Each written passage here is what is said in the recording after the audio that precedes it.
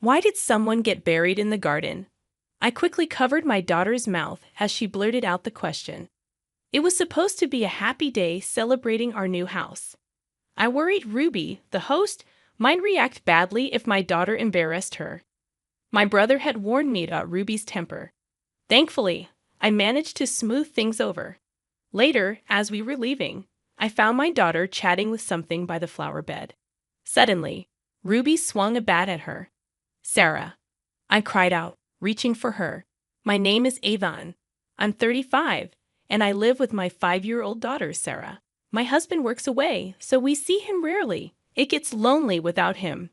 Thankfully, my parents live close by, just a 5-minute drive away. We visit them often, but sometimes there are issues when we go over." "Yvonne, there's a problem again?" "You're here so often, Yvonne. Isn't that too much? It's pointless for you to stay married." Those sharp words were from Ruby, my sister-in-law. My parents, along with my older brother Eugene and his wife Ruby, were living together temporarily. Eugene was building a new house, so they stayed with our parents until it was ready. "Even if your husband's away, are you relying on your parents too much?" Ruby, a year older than me, wasn't necessarily mean, but she was assertive and a bit snarky. I've never liked her, not since she started dating my brother. I still don't get what he sees in her. I never understood why she was so tough on me, her sister-in-law. Plus, she didn't seem to enjoy kids, especially my daughter. "Grandma, let's play," Sarah said, pulling my mother's hand excitedly. Ruby made a clearly annoyed face. It's exhausting when Sarah's here. She's so noisy. "Yvonne, you really need to discipline her more. It'll create problems later on." Those comments always made me uneasy. I'd only visited because Sarah wanted to see her grandparents, but Ruby's remarks always gave me a headache. The second issue was about my daughter Sarah. She has a strange ability to see things others can't and sense certain things. At first, we didn't believe it, but after she accurately found lost items and other eerie incidents, we started to accept it. It was a family secret we kept hidden. I never thought it would come out like this. Finally, the long cohabitation was ending. My brother and his wife's new house was ready, and they were moving out soon. I was looking forward to it. Living together had been tough. Ruby whispered to me, and I could only manage a weak smile. It wasn't just hard for her. I was relieved our parents' home would finally be peaceful. My daughter looked at me curiously. "Mom, why do you act differently around Ruby? You're more relaxed with Grandma and Eugene." "Well, you see, Eugene and I grew up together, but Ruby only recently joined our family through marriage." My daughter seemed unsure. "Sorry, was that confusing?" "No, I understand. But it's sad." "Sad?" I asked, puzzled. Sarah nodded. "It's sad that we finally became a family, and now we're going to be separated again soon." When Sarah speaks like that, it's oddly convincing. Separated. Could it be that Eugene and his wife are getting divorced? Well, it would be a relief for me. I feel bad for Eugene if he's upset. So they just finished building their new house, and now the idea of them divorcing so soon is hard to grasp. I couldn't understand it, so I simply asked Sarah to promise not to talk about it elsewhere and decided not to think about it too much. Some time after Eugene and his wife moved, we got an invitation to their housewarming party. We wrapped a nice gift of money, and the 5 of us, including my parents, Sarah, and me, went over. Eugene's house was about a 20-minute drive from our parents' place. Since my small car couldn't fit all 5 of us, we had to use my father's car. It was an old manual transmission, which made me nervous, but my father is a safer driver than I am, so it should be fine. "It's pretty impressive to me that you can drive a stick shift," I said to him. When we arrived, I was immediately struck by the beauty of the place. It was a brand new build indeed. The exterior alone was impressive. The yard was spacious, and there was even a new flower bed near the bay window. There weren't any flowers yet, just soil, but it was still impressive. "Wow, it's so big," Sarah exclaimed, running around the yard with joy. "Hey, Sarah," I called out, trying to catch up to her, but Eugene stopped me. "Let her play. It's okay if she wants to enjoy the big yard. Oh, thank you, I replied, trusting Eugene's judgment. I kept an eye on Sarah to make sure she stayed safe. While she stayed in the yard, Sarah wouldn't get lost or bother anyone. I found myself daydreaming about having a house of our own when Ruby came over, loudly reprimanding us from a distance. Hey, Yvonne, you should be keeping a closer eye on Sarah. Oh, did she do something? Sarah had been playing around, but she hadn't caused any trouble. I couldn't recall anything that would upset Ruby, but she seemed angry. Is it normal to let kids run wild at a housewarming? It's quite disruptive, don't you think? I'm sorry, Eugene said it was fine, so I thought it was okay. That's just Eugene being too polite to say anything. Don't take it personally. I couldn't afford to upset Ruby further. I had seen Eugene endure Ruby's outbursts many times before. I apologize. I'll make sure she behaves. I went after Sarah, who had just dashed past me. As I approached, I found her crouched by the flower bed, staring intently. All she could see was dirt. No flowers had bloomed yet. What's so fascinating, Sarah? What are you doing? When I asked from above, my daughter looked up and said, "Why is there a person buried in the garden?" What? After a moment to process her words, I instinctively covered my daughter's mouth. Of all things, she had to say that here during my brother and his wife's housewarming. It was meant to be a joyous occasion, but if Sarah said something inappropriate, it could cause trouble. Ruby had a temper, as my brother had warned me. It seemed my brother had heard, but fortunately, Ruby was engrossed in conversation with Mom and hadn't noticed. Look, Sarah, what a lovely house. Isn't it beautiful? Let's go inside. I caught my brother's eye, his expression mixed, and tried to distract my daughter as we moved. I kept my hand over her mouth, but Sarah squirmed free and said, "Mom, it's strange. Why aren't we helping the person buried in the garden?" Sarah, it's okay. I'll talk to Eugene. Sarah slipped away and ran to my brother, grabbing his hand and pulling him toward the flower bed. Seeing the look on my brother's face, who knows? Sarah's determination spoke volumes. Sarah, do you see something by the flower bed? Sarah looks up at my brother, tilting her head. Yeah, Eugene, can't you see? We need to help them quickly. They're calling for Ruby, asking for her. This caught both my brother and me off guard, and we exchanged surprised glances. Ruby was still engrossed in conversation with Mom. Ruby's name? Right here. My brother and I approached the flower bed. Upon closer inspection, the soil Sarah pointed to had a slightly different color, as if it had been disturbed before. A shiver ran down my spine as a chilling thought crossed my mind. What should we do, Eugene? We can't just ignore what Sarah said. Not because she's a child, but because it's Sarah. My brother fetched a small gardening spade from the back of the house. It seemed inadequate for digging, but it was all we had. When we tapped the soil, it felt unnaturally hard, as if something had been compacted to conceal it. My brother, perhaps frightened, was cautious and couldn't apply much force with the spade. Impatiently, Sarah grabbed the spade from him. Eugene, you're not good at this. Let me do it. Sarah, wait, I said, reaching out to stop her. But Ruby grabbed Sarah's wrist before I could react. Ruby had approached unnoticed and squatted down to Sarah's level, smiling brightly. Hey, Sarah, don't touch my special flower garden. Relieved at Ruby's cheerful demeanor, I pulled Sarah closer.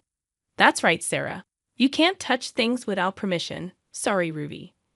No problem, but don't touch it again. Ever. I sensed an unusual intensity in Ruby's demeanor. I lowered my head again, attempting to escape to my mother, Yvonne, with Sarah in tow. But Sarah pointed at the flower bed once more and exclaimed, Look, that person is watching Ruby over there. Sarah, you might scare Ruby with that talk. Please don't say such things. Whenever Sarah said something like this before, it left people pale and trembling. I imagined Ruby must be terrified to hear such things about our new home. Apologies, Ruby. It's just a misunderstanding by Sarah. I tried to make amends, glancing at Ruby's face. Despite any dislike I harbored for her, I felt sorry for frightening her. I thought I needed my brother Eugene to smooth things over, but Ruby's expression caught my breath. Instead of fear, her eyes were wide with anger. Sarah, is someone really watching me? Yes, and they're asking for your help, Sarah replied. Ruby simply scoffed and smirked, but her eyes betrayed no amusement. For some reason, Ruby's expression filled me with dread, and I shivered. I'm sorry, Ruby. It's fine. Just kids being kids, Ruby dismissed, though her tone lacked warmth. Eugene swiftly intervened between me and Ruby, diffusing the tension for the moment. We entered the new house with our parents and settled onto the plush new couch. Wow, it's so comfy, Sarah exclaimed. Her spirits lifted in the new surroundings as she sank into the couch happily. It seemed she had completely forgotten the earlier incident, and I felt relieved. We ordered some sushi for takeout, chatting, and enjoying the meal. Sarah must have been tired from all the excitement because before long, she had fallen asleep on the couch. Would you like to take her upstairs to bed? Should Eugene carry her? Really? Thank you. That would be helpful. We still have some time before we head back. It might be better than her sleeping in the busy living room. Initially, I thought so too, but then I had a bad feeling. I think it's fine. She might feel lonely waking up alone. Oh, she's already 5, isn't she? She'll be fine. She can sleep here.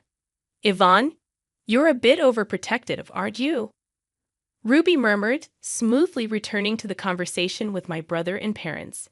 Despite the brief exchange, I couldn't stop sweating. After a while, Sarah woke up. It's almost time to leave.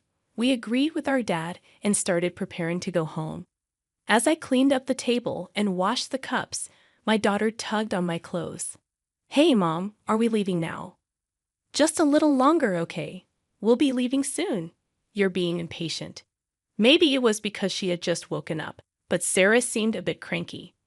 I didn't want to deal with a tantrum right now, so I decided to ask my mother for help. Mom, could you please rinse these? Sarah is getting grumpy. My mother hurried over, but Ruby blocked her. Then how about Sarah and I play in the yard while we wait? In the yard? Let's do that.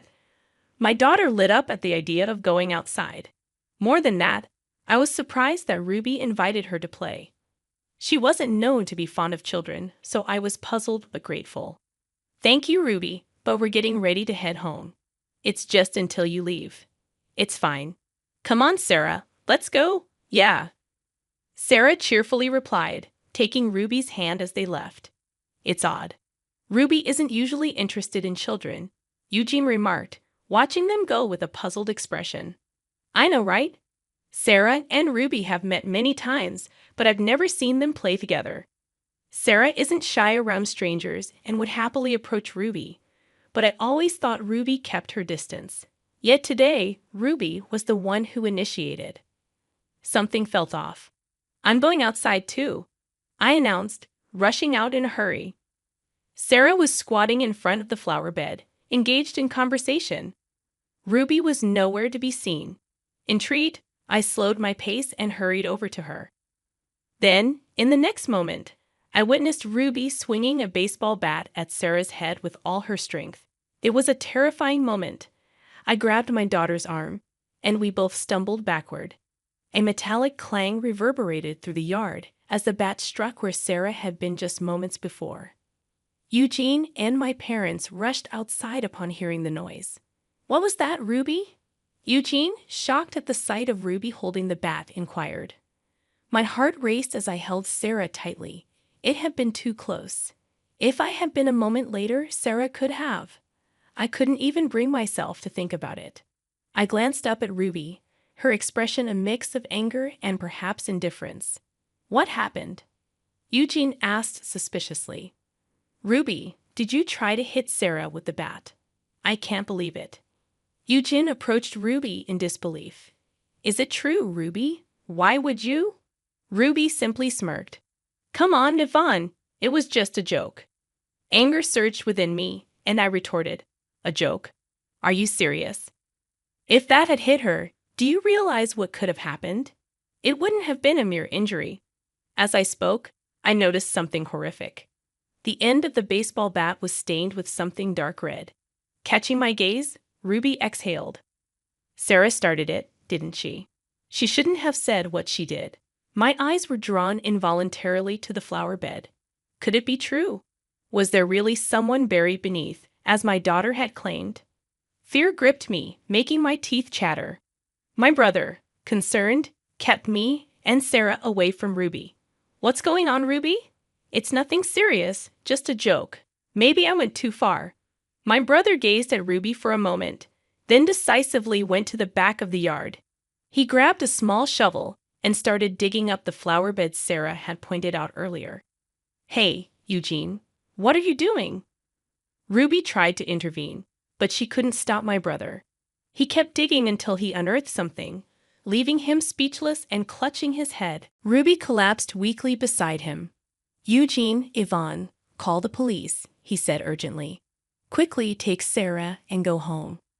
From my brother's unusual behavior, I realized Sarah's words were true. He had found something Sarah had mentioned. I immediately dialed the police. Surprisingly, Ruby remained subdued until the police arrived. She repeated, "It's all over," as if in a daze, but she didn't become furious or try to escape. Once the police arrived, I decided to stay with my brother while leaving my daughter with my parents. My mother was too frightened to accompany us, and although my father offered to stay, we would then be without a driver. I'll be fine alone, I insisted, though it wasn't entirely true. I couldn't leave my brother by himself. Sarah, listen to Grandma and Grandpa and wait here, okay? Okay, Mommy. Take care of Eugene too. Of course. I couldn't gauge how much my daughter understood, but I reassured her with a smile. My brother appeared to be conversing calmly with the officer. I observed from a corner of the yard so as not to interfere. Suddenly, Ruby's voice erupted in anger. I've already told you, I don't know anything. Fine, let's go to the station and I'll explain everything there. You're just trying to blame me? I won't go. The officer looked puzzled by Ruby's outburst. A female officer attempted to grab Ruby's arm, but she shook her off and sought refuge behind my brother. Eugene, help me. My brother, visibly flustered, held Ruby's shoulder but remained conflicted, neither embracing her nor pushing her away. I didn't do anything wrong. It's a false accusation. Though my brother may have wanted to believe Ruby, her recent actions, like swinging a baseball bat at Sarah, suggested otherwise. Is someone watching me? Yeah, they're asking for Ruby's help. Ruby's response was a cynical ha, with no trace of a smile in her eyes. Her demeanor sent a chill down my spine, and I shuddered. I'm sorry, Ruby. It's okay. It's just kid stuff. Eugene quickly intervened between me and Ruby, momentarily diffusing the tension. We retreated into the new house with our parents, settling onto the plush couch. Wow, it's so comfy. Sarah's mood seemed to brighten in the new surroundings as she happily sank into the couch. She appeared to have forgotten the earlier incident, bringing a sense of relief.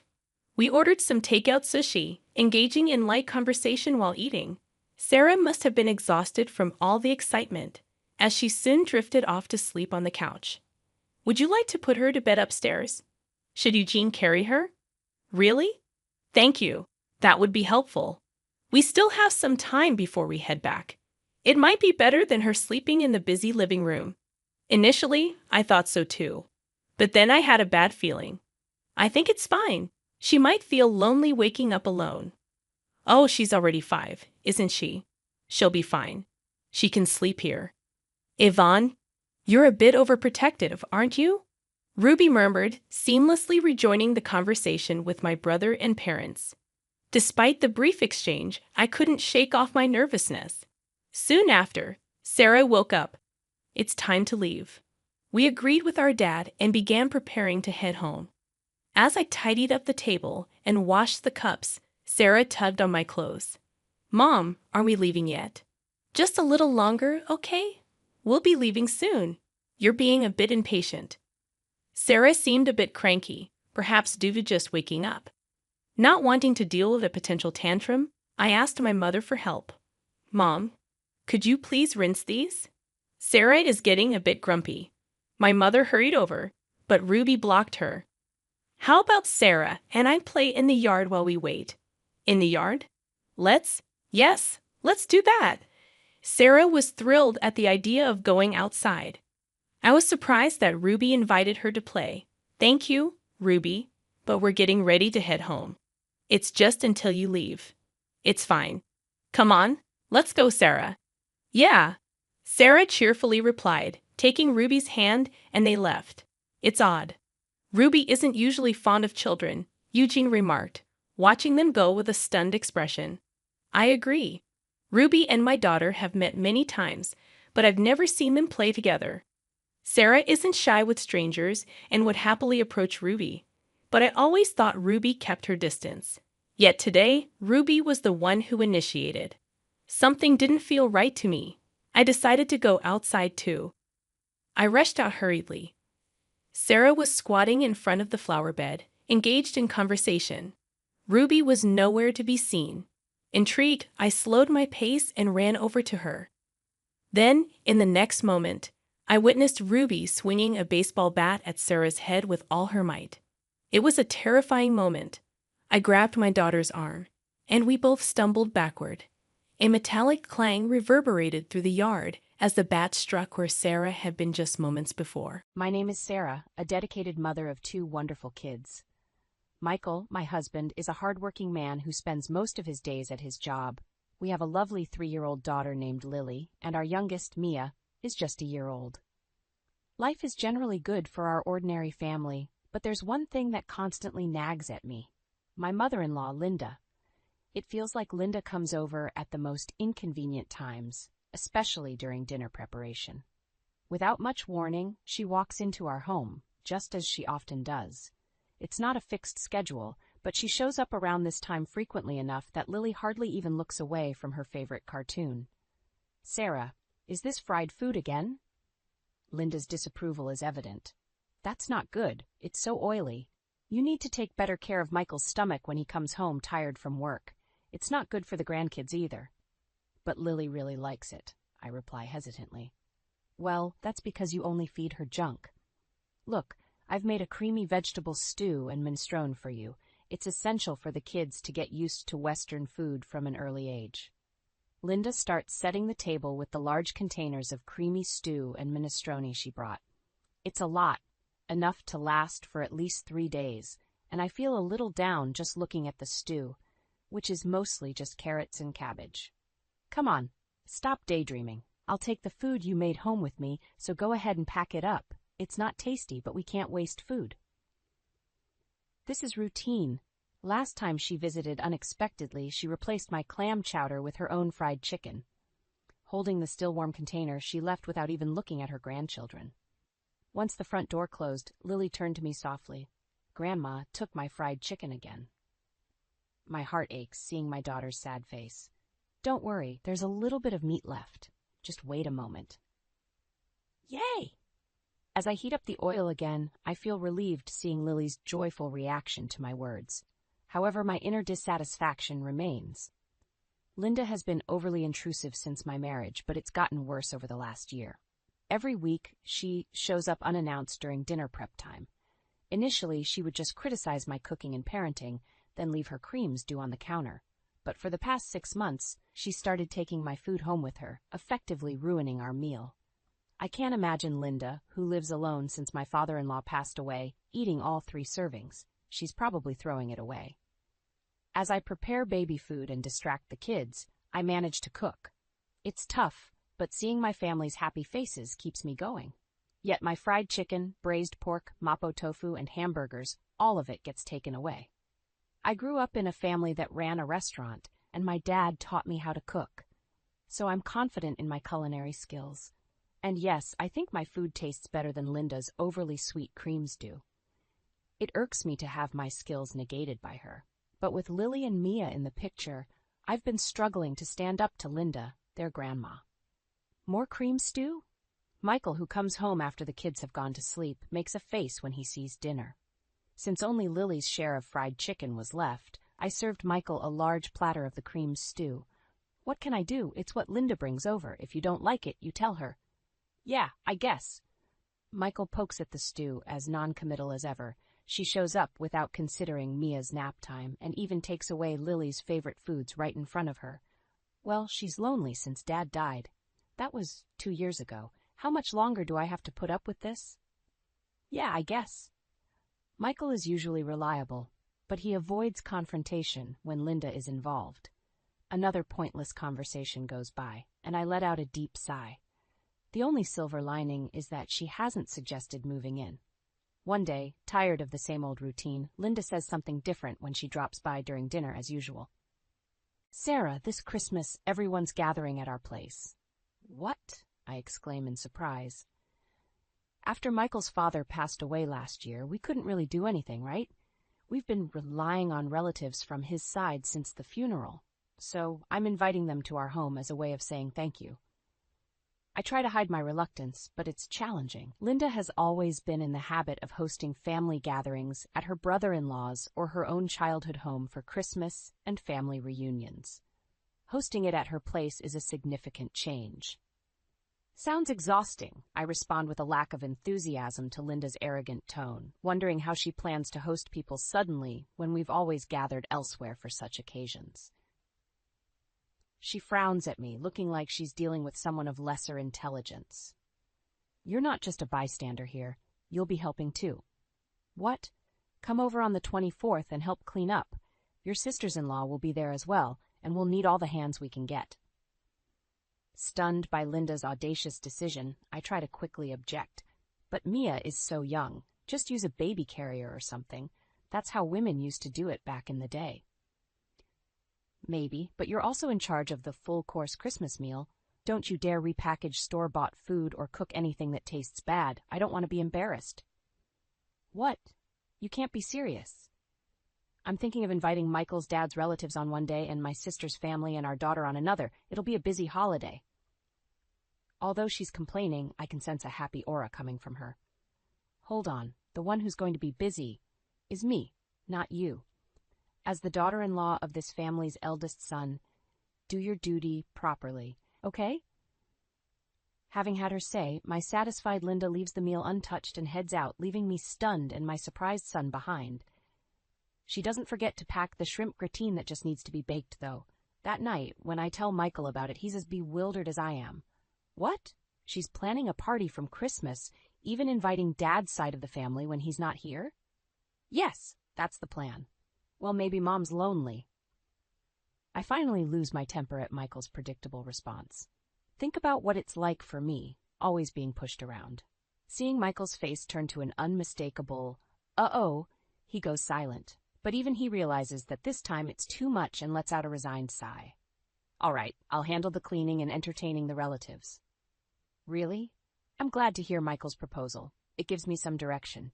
But can you still cook the full-course Christmas meal? Just for this year, let's keep Mom's reputation intact. Plus, everyone in the family loves your cooking." As he pleads, Michael is staring at the meatloaf Linda left for us. I mean, it's hard to say no after making a concession. "Fine, just for this year."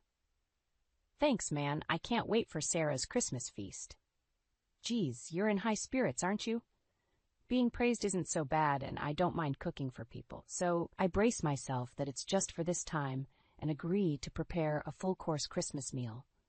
When I tell Linda that Michael will stay over to help with cleaning, she makes a displeased face and says, "How could you let the man of the house do such things?" But he insisted, and I don't mind. She seemed reasonably satisfied seeing Michael bustling around at her parents' home for my sake.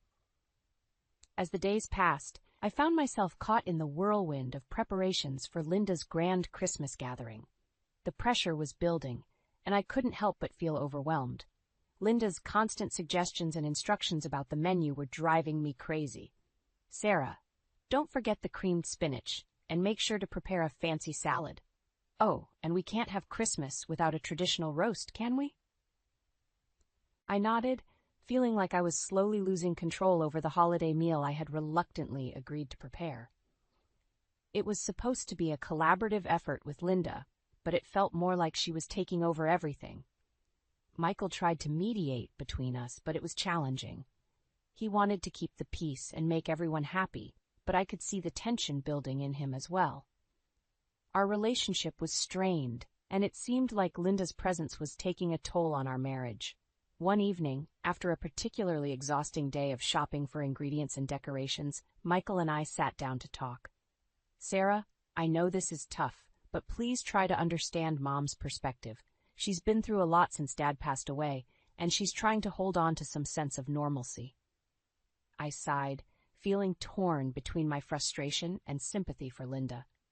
"I get that, Michael, but it feels like she's taking over everything." I agreed to cook the Christmas meal, but now it seems like she's planning the entire event without me. Michael looked conflicted, torn between supporting me and not wanting to upset his mother. "I'll talk to her again, try to find a middle ground. But please, just for this Christmas, can you go along with her plans? It would mean a lot to her." I reluctantly agreed, hoping that this compromise would ease the tension in our family. As the days passed, I continued to prepare dishes for the feast, trying to balance Linda's demands with my own culinary preferences. It was a challenging task, but I was determined to make this Christmas special for everyone. However, the closer the holiday approached, the more I felt the weight of the expectations and the mounting pressure. I couldn't help but wonder if I had made a mistake by agreeing to this in the first place. As Christmas Eve drew nearer, the stress of preparing for Linda's grand gathering began to take its toll on me.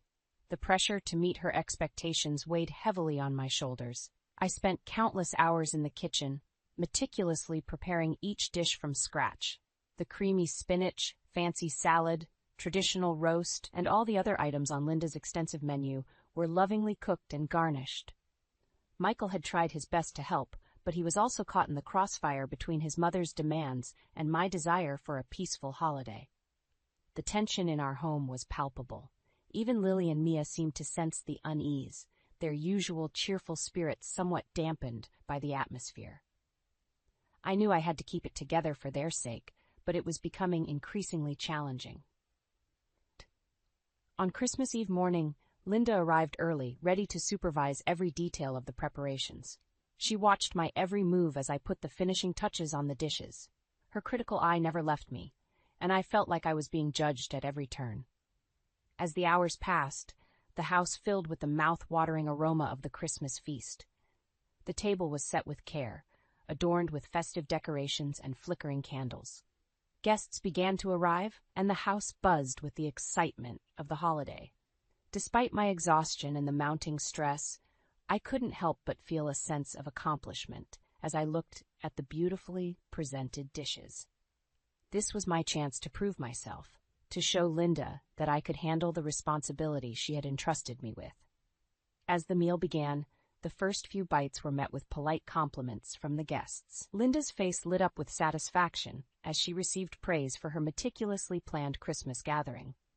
I kept a watchful eye on Michael, who was doing his best to mediate between his mother and me.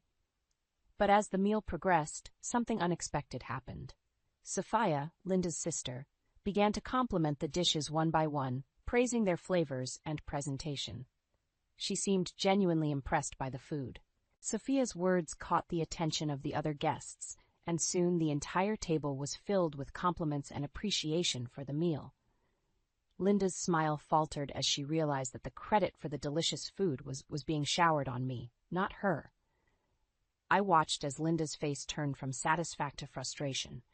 She had been so focused on maintaining her reputation as the perfect host that she hadn't noticed the genuine joy and gratitude from the guests. It was a bittersweet moment for me, as I had finally earned the recognition I craved, but it had come at the cost of Linda's disappointment.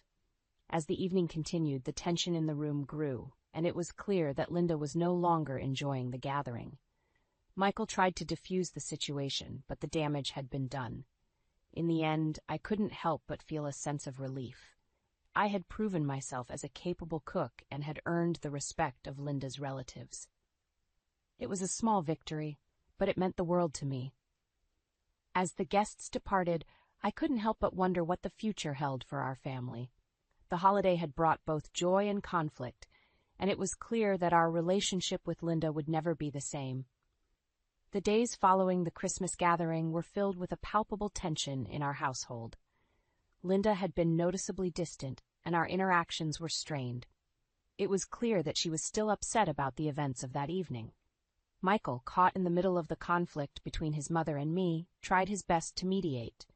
He urged Linda to talk to me and address her feelings, but she remained stubbornly silent. One evening, after Linda had left our home, Michael and I sat down to discuss the situation. It had become increasingly clear that the rift between Linda and me needed to be resolved. "Sarah, I think it's time for a conversation with Mom," Michael said, his voice filled with concern. "This tension is tearing our family apart, and it's not healthy for any of us." I nodded in agreement, feeling the weight of the situation on my shoulders. "You're right, Michael. It's been hard on all of us, especially the kids. But I don't know how to approach her. She's been so distant and unwilling to talk." Michael sighed, running a hand through his hair in frustration. "I'll talk to her again and try to convince her to sit down with you. Maybe if I'm there as well, we can have an open and honest conversation." I appreciated Michael's willingness to help, and we made plans to confront Linda together. It was clear that something needed to change for the sake of our family's well-being. A few days later, we gathered in Linda's living room, the atmosphere heavy with tension. Linda looked uncomfortable, but she agreed to the meeting. Michael took the lead, addressing Linda gently but firmly. "Mom, we can't continue like this. The tension between you and Sarah is affecting all of us, especially the kids. We need to find a way to resolve our differences and move forward as a family." Linda remained silent for a moment, her gaze fixed on the floor. Finally she spoke, her voice filled with a mixture of frustration and sadness. "I just wanted everything to be perfect for Christmas. I didn't mean to overshadow Sarah's efforts or make her feel like she wasn't appreciated." I took a deep breath, choosing my words carefully. "Linda, I understand that you wanted the best for the family, but it became overwhelming for me. I felt like my efforts were being dismissed, and it created a lot of stress. I just wanted to contribute to the holiday in my way." Tears welled up in Linda's eyes as she looked at me. "I didn't realize how much I was hurting you. I'm so sorry, Sarah. I never meant for it to come to this." We continued to talk, addressing our feelings and concerns openly and honestly. It was a difficult conversation, but it was also cathartic. Linda admitted that she had been struggling with her grief and had been trying to hold on to traditions to feel close to her late husband. In the end, we reached an understanding. We agreed to communicate better and find a way to celebrate holidays and family gatherings that honored both our traditions and contributions. It was a step toward healing the rift in our family. As the days passed, Linda and I gradually began to rebuild our relationship. It wasn't easy, but we both recognized the importance of family and the need to support each other. Our family gatherings became more harmonious, and the tension that had once hung in the air began to dissipate. Looking back, I realized that the Christmas gathering had been a turning point for our family. It had forced us to confront our issues and work towards a resolution. While there were still challenges ahead, I knew that with open communication and a commitment to understanding each other, we could overcome anything that came our way. With the tensions of the Christmas gathering finally resolved, our family embarked on a new chapter of our lives. It was a period of healing, growth, and understanding, as we learned to appreciate each other's strengths and differences. Linda and I, once at odds, found a way to coexist peacefully. We learned to compromise and work together to create memorable family gatherings that celebrated both our traditions. It was a slow process, but the effort we put into our relationship was worth it, for the sake of our family. Michael, as the bridge between his mother and me, played a crucial role in maintaining the newfound harmony in our household. He continued to support and mediate, ensuring that both Linda and I felt heard and valued. Our children, Lily and Mia, thrived in the improved atmosphere at home. They were no longer caught in the crossfire of our disagreements and were free to be their joyful, carefree selves. Their laughter and innocence reminded us of the importance of family unity. As the months passed, our family traditions evolved. We began to create new holiday rituals that incorporated elements from both Linda's and my backgrounds. Our gatherings became a blend of flavors, customs, and celebrations that reflected our unique family dynamic. I continued to cook for our family, but now it was a collaborative effort. Linda and I would plan the menu together, each contributing our favorite dishes. It became a bonding experience that allowed us to connect on a deeper level. Our Christmas gatherings were no longer a source of tension, but a time of joy and togetherness. We focused on what truly mattered, the love and support we had for one another. The holiday season was a reminder of the strength of our family bonds. Looking back, I couldn't help but feel grateful for the challenges we had faced. They had forced us to confront our differences and work towards a better understanding of each other. Our family had emerged from the ordeal stronger and more united than ever. As the years went by, our family continued to grow and change. Lily and Mia were joined by a new sibling, a little brother named Max. Our household was filled with the laughter and chaos of raising 3 children, and our family traditions continued to evolve. Through it all, Linda, Michael, and I remained a united front, dedicated to providing our children with a loving and supportive environment. We had learned that family was not about perfection, but about embracing each other's imperfections and finding strength in our differences.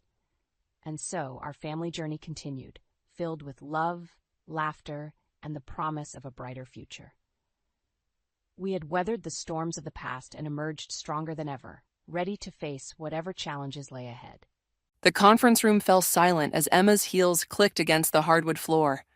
My hands trembled as I tried to gather the scattered papers, knowing what was coming. 20 pairs of eyes fixed on me, and I could feel the pity radiating from my colleagues. This level of incompetence is unacceptable. Emma's voice cut through the silence. Phoebe, you've embarrassed not only yourself but our entire firm. I'm Phoebe, the younger Morrison sister, though sometimes I wonder if Emma and I truly share the same blood. Where she got the sharp angles and steel spine, I inherited our mother's soft features and, according to Emma, her tendency to dream rather than do. I can explain, I started, but Emma held up her hand. The Phillips case required basic due diligence. Instead, you missed a filing deadline that could have cost us everything. Her voice remained eerily calm. Fortunately, Omar caught your mistake before it became irreversible. Omar, standing near the door, offered a slight nod. Was that sympathy in his eyes? Hard to tell with the corporate sharks. Emma, it was one mistake, Nicole whispered from beside me. Everyone makes... Silence. Emma's command froze the room. Phoebe, clear out your desk. You're terminated, effective immediately. The words hit like a physical blow. 6 years of working under my sister's shadow, trying to prove myself, ended in this moment of public humiliation. You can't just, I started. I can, and I am. Security will escort you out. I stood, my chair scraping against the floor. Our parents would be ashamed of you. The words escaped before I could stop them. Emma's face hardened, but something flickered in her eyes. Pain, maybe? It vanished so quickly I might have imagined it. Our parents aren't here, she said coldly, and their absence doesn't excuse mediocrity. I grabbed my laptop and walked out, head high despite the tears threatening to spill. Nicole caught up with me at my desk. This is wrong, she said, helping me pack. She's your sister, for God's sake. I laughed bitterly. Sister? Emma stopped being my sister the day our parents died. She became my boss, my landlord, my keeper, everything except family. What will you do?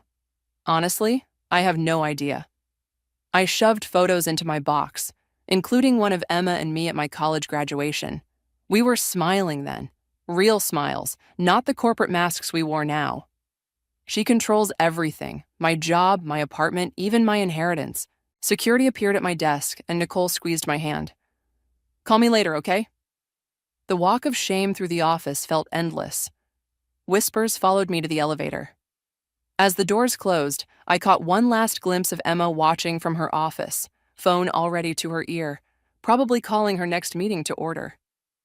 Outside, the spring air hit my face, and I finally let the tears fall. My phone buzzed, a text from Emma. Rent's due on the 1st, don't be late. I sat on a nearby bench, watching people stream in and out of the towering office building. How had we ended up here? After the car accident that took our parents 3 years ago, Emma took control of everything. The family estate, the trust funds, even my career path. I'm protecting you, she'd said. You need guidance. Maybe she was right. Maybe I was the failure she thought I was. But sitting there, something sparked inside me, a tiny flame of rebellion, of anger. My phone buzzed again. This time, an unknown number. Ms. Morrison, this is James Patterson from Riverside Legal Services. We're executing the will of your Aunt Riley Owens. Please contact us at your earliest convenience regarding your inheritance. Aunt Riley? I barely remembered her. Mom's eccentric sister who disappeared to Europe when I was young. But inheritance? A third buzz. Emma again. Dinner meeting tonight, 7 p.m. We need to discuss your future options. I stared at the messages, then at the building where my sister still ruled her kingdom. For the first time in years, I hit decline on Emma's invitation. No, I whispered to myself. Not this time. I stood up, grabbed my box of belongings, and started walking. Emma had always said I was too soft, too willing to bend. Well, even the softest materials can become steel under enough pressure. My phone kept buzzing, but I didn't look at it again. Instead, I called the number from Riverside Legal Services. Whatever Aunt Riley had left me, it was mine. Not Emma's, not the firm's, but mine. As I walked away from the building that had been my prison for 6 years, I felt something I hadn't experienced since our parents died. Hope. Emma might have taken my job, controlled my life, and tried to break my spirit, but she'd forgotten one thing. I was a Morrison too. And Morrisons don't break easily. The law office of Riverside Legal Services was only 15 blocks away. I started walking, leaving my old life behind with each step. James Patterson's office looked nothing like the sleek corporate environment I'd left behind. Cramped bookshelves lined the walls, and his desk was buried under stacks of papers. He adjusted his wire-rimmed glasses as he read through Aunt Riley's will. Your aunt was quite specific about her wishes, he said, pulling out a thick envelope. The house on Maple Street, along with its contents and a modest trust fund, goes to you. Maple Street? My heart stopped. That's where I live. Yes, the Victorian 3-story at 1247 Maple. He slid a photo across the desk, the same house Emma had been collecting rent from me for the past 3 years. There must be some mistake. I grabbed the photo with trembling hands. My sister Emma manages all our family properties. James shook his head. This property was never part of your parents' estate. Your aunt purchased it 20 years ago. She left explicit instructions that you, and only you, were to inherit it upon her death. The rooms spun. All those rent checks, all those threats about late payments. When did my aunt die? I whispered. 3 years ago. He checked his notes. The executor of her will tried contacting you multiple times, but your sister informed us you were unavailable due to a family tragedy. 3 years, right when our parents died, right when Emma took control. My phone buzzed again. Emma's 15th call since this morning. I declined it. What happens now? I asked. The house is yours, free and clear. Here are the deed and keys. He pushed them across the desk. The trust fund provides for maintenance and property taxes. It's not a fortune, but it's enough to maintain the house and provide some security. I left his office in a daze, clutching the documents. On the street, I nearly collided with Logan, my childhood friend who lived down the block. Phoebe, are you okay? You look like you've seen a ghost. I showed him the papers. His eyes widened as he read. Holy shit, he whispered. Emma's been charging you rent for a house you own? Apparently. That's fraud, Phoebe, like actual criminal fraud. My phone buzzed again. This time I answered. Where are you? Emma demanded. We need to discuss your situation. My situation? I felt a strange calm settle over me. You mean how you've been collecting rent on a house I own? Silence on the other end. Then, who have you been talking to? Aunt Riley's lawyer. Interesting timing, isn't it? Right after our parents died, when you took control of everything? Come to my office. Now, we need to handle this privately. No. The word felt foreign, but good. I'm done with private family discussions that somehow always end with you in control. Phoebe, you're being dramatic. I was protecting you. By stealing from me? Logan touched my arm, pointing to a cafe across the street. I nodded and started walking. It wasn't stealing, Emma said. I was managing your assets. Assets I didn't know I had. We'll discuss this later, with lawyers present. I hung up as Logan and I entered the cafe. My phone immediately lit up with texts. Don't do anything rash. Think about your career. You need me. Logan ordered us coffee and listened as I explained everything. What are you going to do? He asked. I don't know. I stared into my coffee. Part of me wants to press charges. But she's your sister. Is she? Because sisters don't do this to each other. My phone buzzed with a new message, this time from Nicole. Emma's going ballistic. Half the office heard her screaming at Omar about some house. What's going on? I showed Logan the text. He grinned. Sounds like the queen's losing control of her kingdom. Maybe. I took a deep breath. But I need to be smart about this. Emma's still got connections, power, and you've got proof of fraud, Logan countered. Plus, I'm guessing there are people at that firm who'd love to see her fall. He was right. I thought about Omar's sympathetic look, Nicole's quiet support, all the others who'd suffered under Emma's reign. My phone buzzed again, an email from James Patterson. Ms. Morrison, given the circumstances, I feel compelled to mention that your aunt left additional documentation regarding your sister's actions. Please contact me if you wish to discuss. I showed Logan the email. His eyebrows shot up. Looks like Aunt Riley knew exactly what she was doing. I nodded slowly, a plan forming in my mind. Emma always said I was too soft to succeed in law. And maybe it's time to show her that kindness and weakness aren't the same thing. I stood up, suddenly energized. I need to make some calls, starting with Nicole. Logan smiled. The student becomes the master? No, I said, gathering my things. Just a sister who's finally standing up for herself. As I left the cafe, I felt lighter than I had in years. Emma had taught me everything she knew about law, control, and power. Now it was time to show her what I'd learned about justice. You want to do what? Nicole stared at me across my kitchen table, her coffee forgotten. Turn the house into a legal aid center, I repeated. The first floor has enough space for offices, and I can live upstairs. And you want me to leave Emma's firm to join you? She laughed, but I could see the interest in her eyes. You've seen how many people get turned away because they can't afford Emma's rates. We could help them. Nicole leaned forward. This isn't just about helping people, is it? No, I admitted. But wanting revenge doesn't mean we can't do good along the way. She pulled out her phone, scrolling through her contacts. I know at least 3 paralegals who'd jump ship immediately, and... She hesitated. What? There's this guy, Damien. He runs a small practice focused on tenant rights. He's been looking for partners. My doorbell rang before I could respond. Through the window, I saw Emma standing on my porch. Our porch, I reminded myself. Back door, I whispered to Nicole. Text me later. She slipped out just as Emma started pounding on the front door. I took my time answering it. Finally, Emma pushed past me. We need to talk about this ridiculous idea of yours. Which one? The legal aid center or pressing charges for fraud? She spun around. Is that what this is about? Money? Fine. Name your price. It's not about money. I crossed my arms.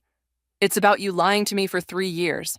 I was protecting our family's reputation. You weren't ready. To know I owned a house? To make my own decisions? When exactly was I going to be ready, Emma? She paced the room, her designer heels clicking on the hardwood floors. You don't understand what it takes to succeed in this world. I've spent years building our reputation. Your reputation, I corrected, and now you're worried I'll ruin it. She stopped pacing. What do you want? I want you to leave. This is my house, and you're trespassing. Don't be childish. Security cameras, I pointed to the corners of the room, installed this morning. Would you like me to call the police? She left, slamming the door hard enough to rattle the windows.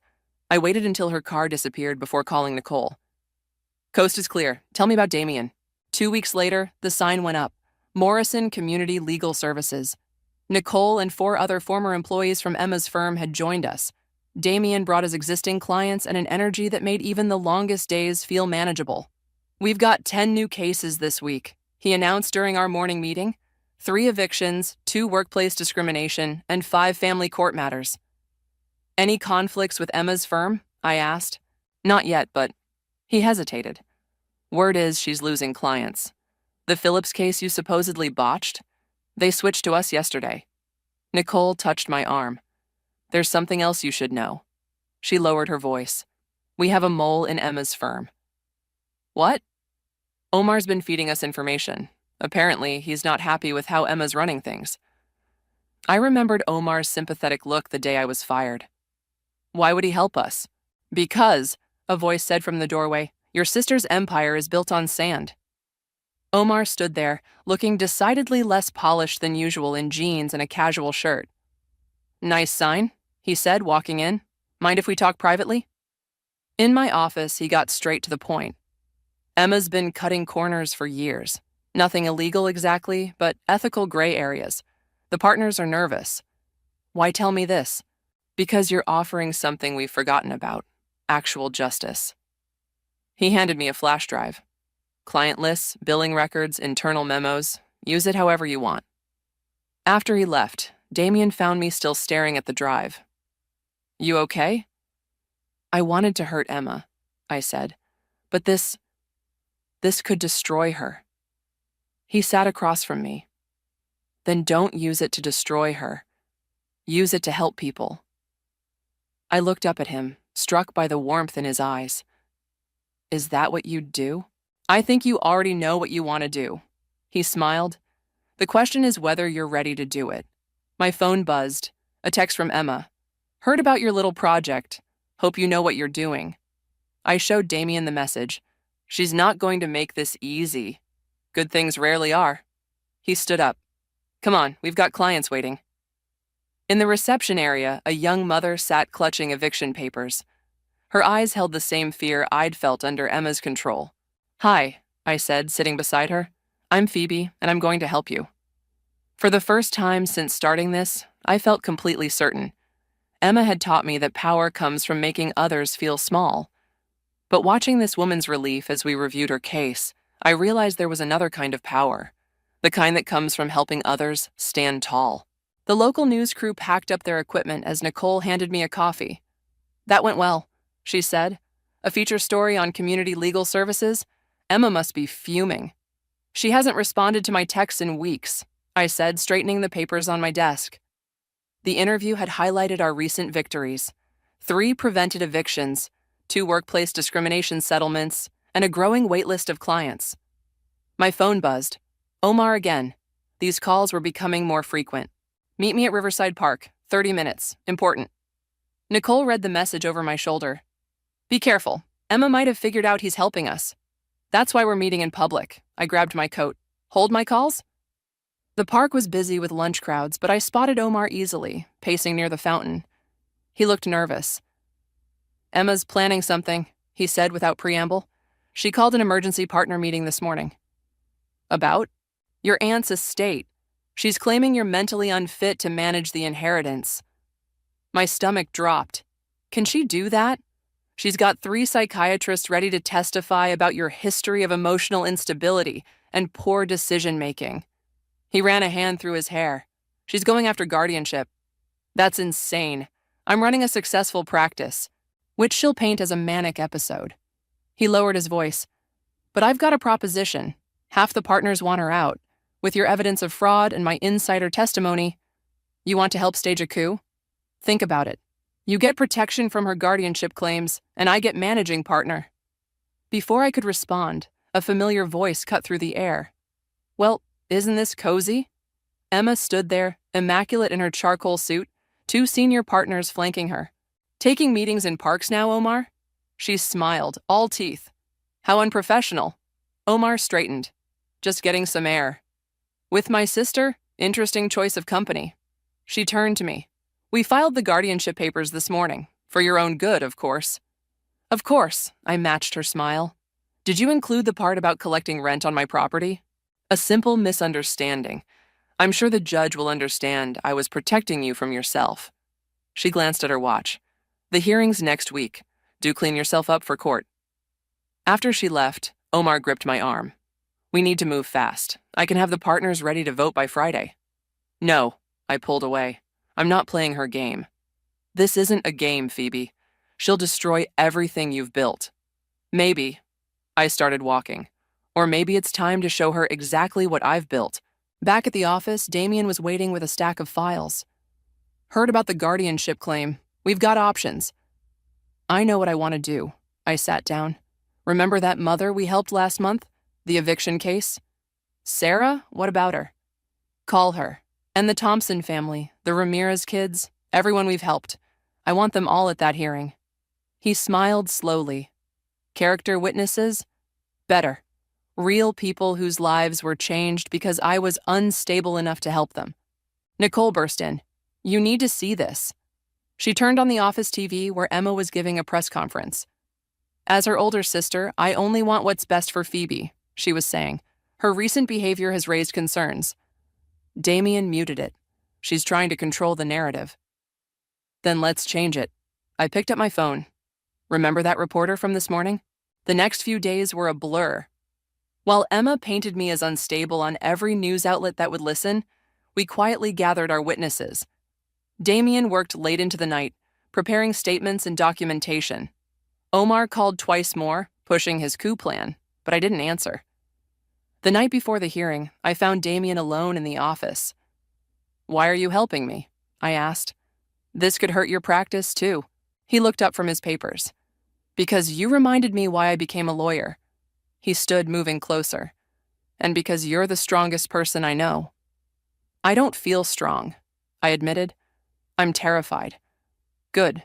He smiled. Use it. Channel that fear into fighting for what's right. His hand found mine, warm and steady.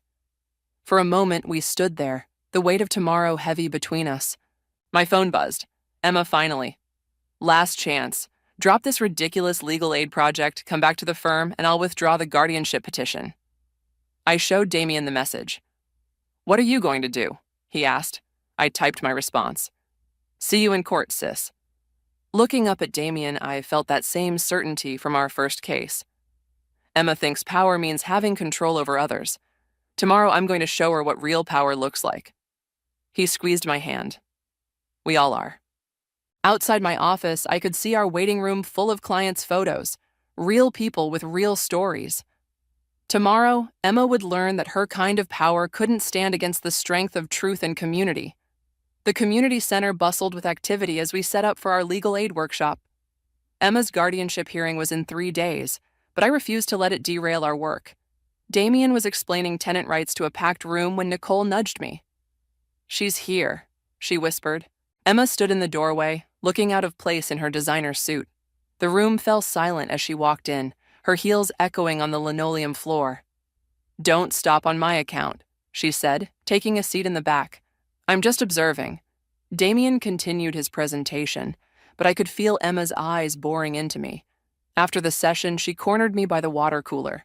Quite the production, she said, though I notice you're not charging anyone. That's the point of legal aid, Emma. The point is, you're throwing away your education on lost causes. She lowered her voice. These people don't need free lawyers. They need to make better choices. Like I did? I met her gaze. Following you blindly, letting you control my life? I gave you everything. You took everything, I corrected, and now you're mad because I found my own path. Sarah, our former eviction client, approached with her daughter. Phoebe? We brought cookies for the volunteers. Emma's lips tightened as Sarah's daughter hugged me. Thanks to Ms. Phoebe, we still have our home, the little girl announced proudly. After they left, Emma's mask slipped slightly. You really think this makes a difference? I know it does, but you wouldn't understand that. Because I'm the villain in your story? She laughed bitterly. You have no idea what I've sacrificed for this family. Before I could respond, Damien called me over to help with a client. When I looked back, Emma was gone. That evening, Damien and I worked late, reviewing case files for the hearing. The office was quiet except for the hum of the coffee maker. You okay? He asked, noticing my distraction. Something Emma said about sacrifices. I pushed away the files. I never asked why she became so controlling after our parents died. Maybe you should. It's too late for that. He moved closer, his hand finding mine. It's never too late for truth. The moment stretched between us, heavy with unspoken words. Then my phone buzzed. Omar again. "The partners are ready," his message read. "Say the word and Emma's out tomorrow." Damien read the message over my shoulder. "Are you tempted to destroy my sister's career?" I thought I was, but now... I looked around our modest office, at the thank you cards pinned to the wall. This feels different. Because it is different. He squeezed my hand. "You're building something, not tearing something down." A knock at the door interrupted us. Logan stood there looking worried. "You need to see this," he said, handing me a manila envelope. "Found it while cleaning out my mom's attic." Inside was a newspaper clipping from 15 years ago. Local lawyer sacrifices career to save family firm. The photo showed a younger Emma standing beside our father. "Read it," Logan urged. The article detailed how Emma had taken the fall for our father's mishandling of client funds, accepting a suspension rather than let the scandal destroy the firm. She was 20, fresh out of college. "She never told me," I whispered. "There's more," Logan said. "Mom kept all the articles. Emma spent those suspended years working 3 jobs to keep you in private school." My phone buzzed again. "Omar. Partners meeting tomorrow. Are you in?" Damien watched me stare at the message. "What are you thinking?" "I'm thinking about choices," I said slowly, "and sacrifices." I typed my response to Omar. "No coup. Find another way." "You're showing mercy?" Logan asked. "No." I stood up, gathering my files. "I'm choosing to be better than her. That's different." Damien smiled. "So what's the plan?" "First, we prepare for the hearing. Then," I looked at the old newspaper photo of my sister. "Then I think it's time for a real family conversation." My phone lit up with a text from Emma. "Dinner tomorrow, just us, please." For the first time in years, I saw the period after "please" for what it was. Not a command, but a request. "Go," Damien said, reading over my shoulder. "Some battles are won with swords, others with olive branches." I nodded, gathering my courage. "Will you be here? After?" He touched my cheek gently. "Always." As I left the office, I passed our wall of client photos. Each face represented someone who'd needed help and found it here. Emma might have sacrificed her early career for our family, but somewhere along the way, she'd forgotten why lawyers exist in the first place. Tomorrow, I'd remind her. And maybe, just maybe, we'd both learn something about the true meaning of family and justice. The restaurant Emma chose was empty except for us. She'd rented the entire place. Classic Emma controlling the environment. She sat at our usual table, already nursing a glass of wine. "You came," she said as I sat down. "Almost didn't." I placed the old newspaper article on the table. "Want to tell me about this?" She stared at the yellowed paper, her fingers trembling slightly as she touched it. "Where did you get this?" "Logan found it. 15 years is a long time to keep a secret." It wasn't relevant. "You took the fall for Dad's mistake. Worked 3 jobs to keep me in school. Seems pretty relevant." The waiter approached, but Emma waved him away. That was a different time.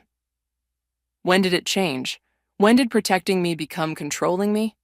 She took a long sip of wine. "The day of the accident. The police called me first. Did you know that? I had to identify their bodies while you were still at that art show." "Emma, Dad's firm was in chaos. His partners were circling like vultures. You were falling apart. Someone had to take control. So you did what you always do, sacrificed yourself to protect me. And look how you repay me." Her voice hardened. "Starting a competing firm, stealing my clients." "Your clients?" I leaned forward. "You mean like Sarah, who couldn't afford your retainer while facing eviction? Or the Ramirez kids fighting for their grandmother's medical care? Don't be naive. Pro bono work doesn't pay the bills." "Actually, it does." I pulled out our financial reports. "We're profitable, Emma, small but growing, and we're helping people." She started to respond when Omar burst into the restaurant, face flushed. "Emma, we have a problem." He stopped short, seeing me. "I didn't know you had company." "Speak," Emma commanded. "The Phillips case. They're filing a complaint with the Bar Association about the billing irregularities." Emma's face went white. "That's impossible. Those records were sealed." "They had help." Omar looked at me. "Someone with access to our systems."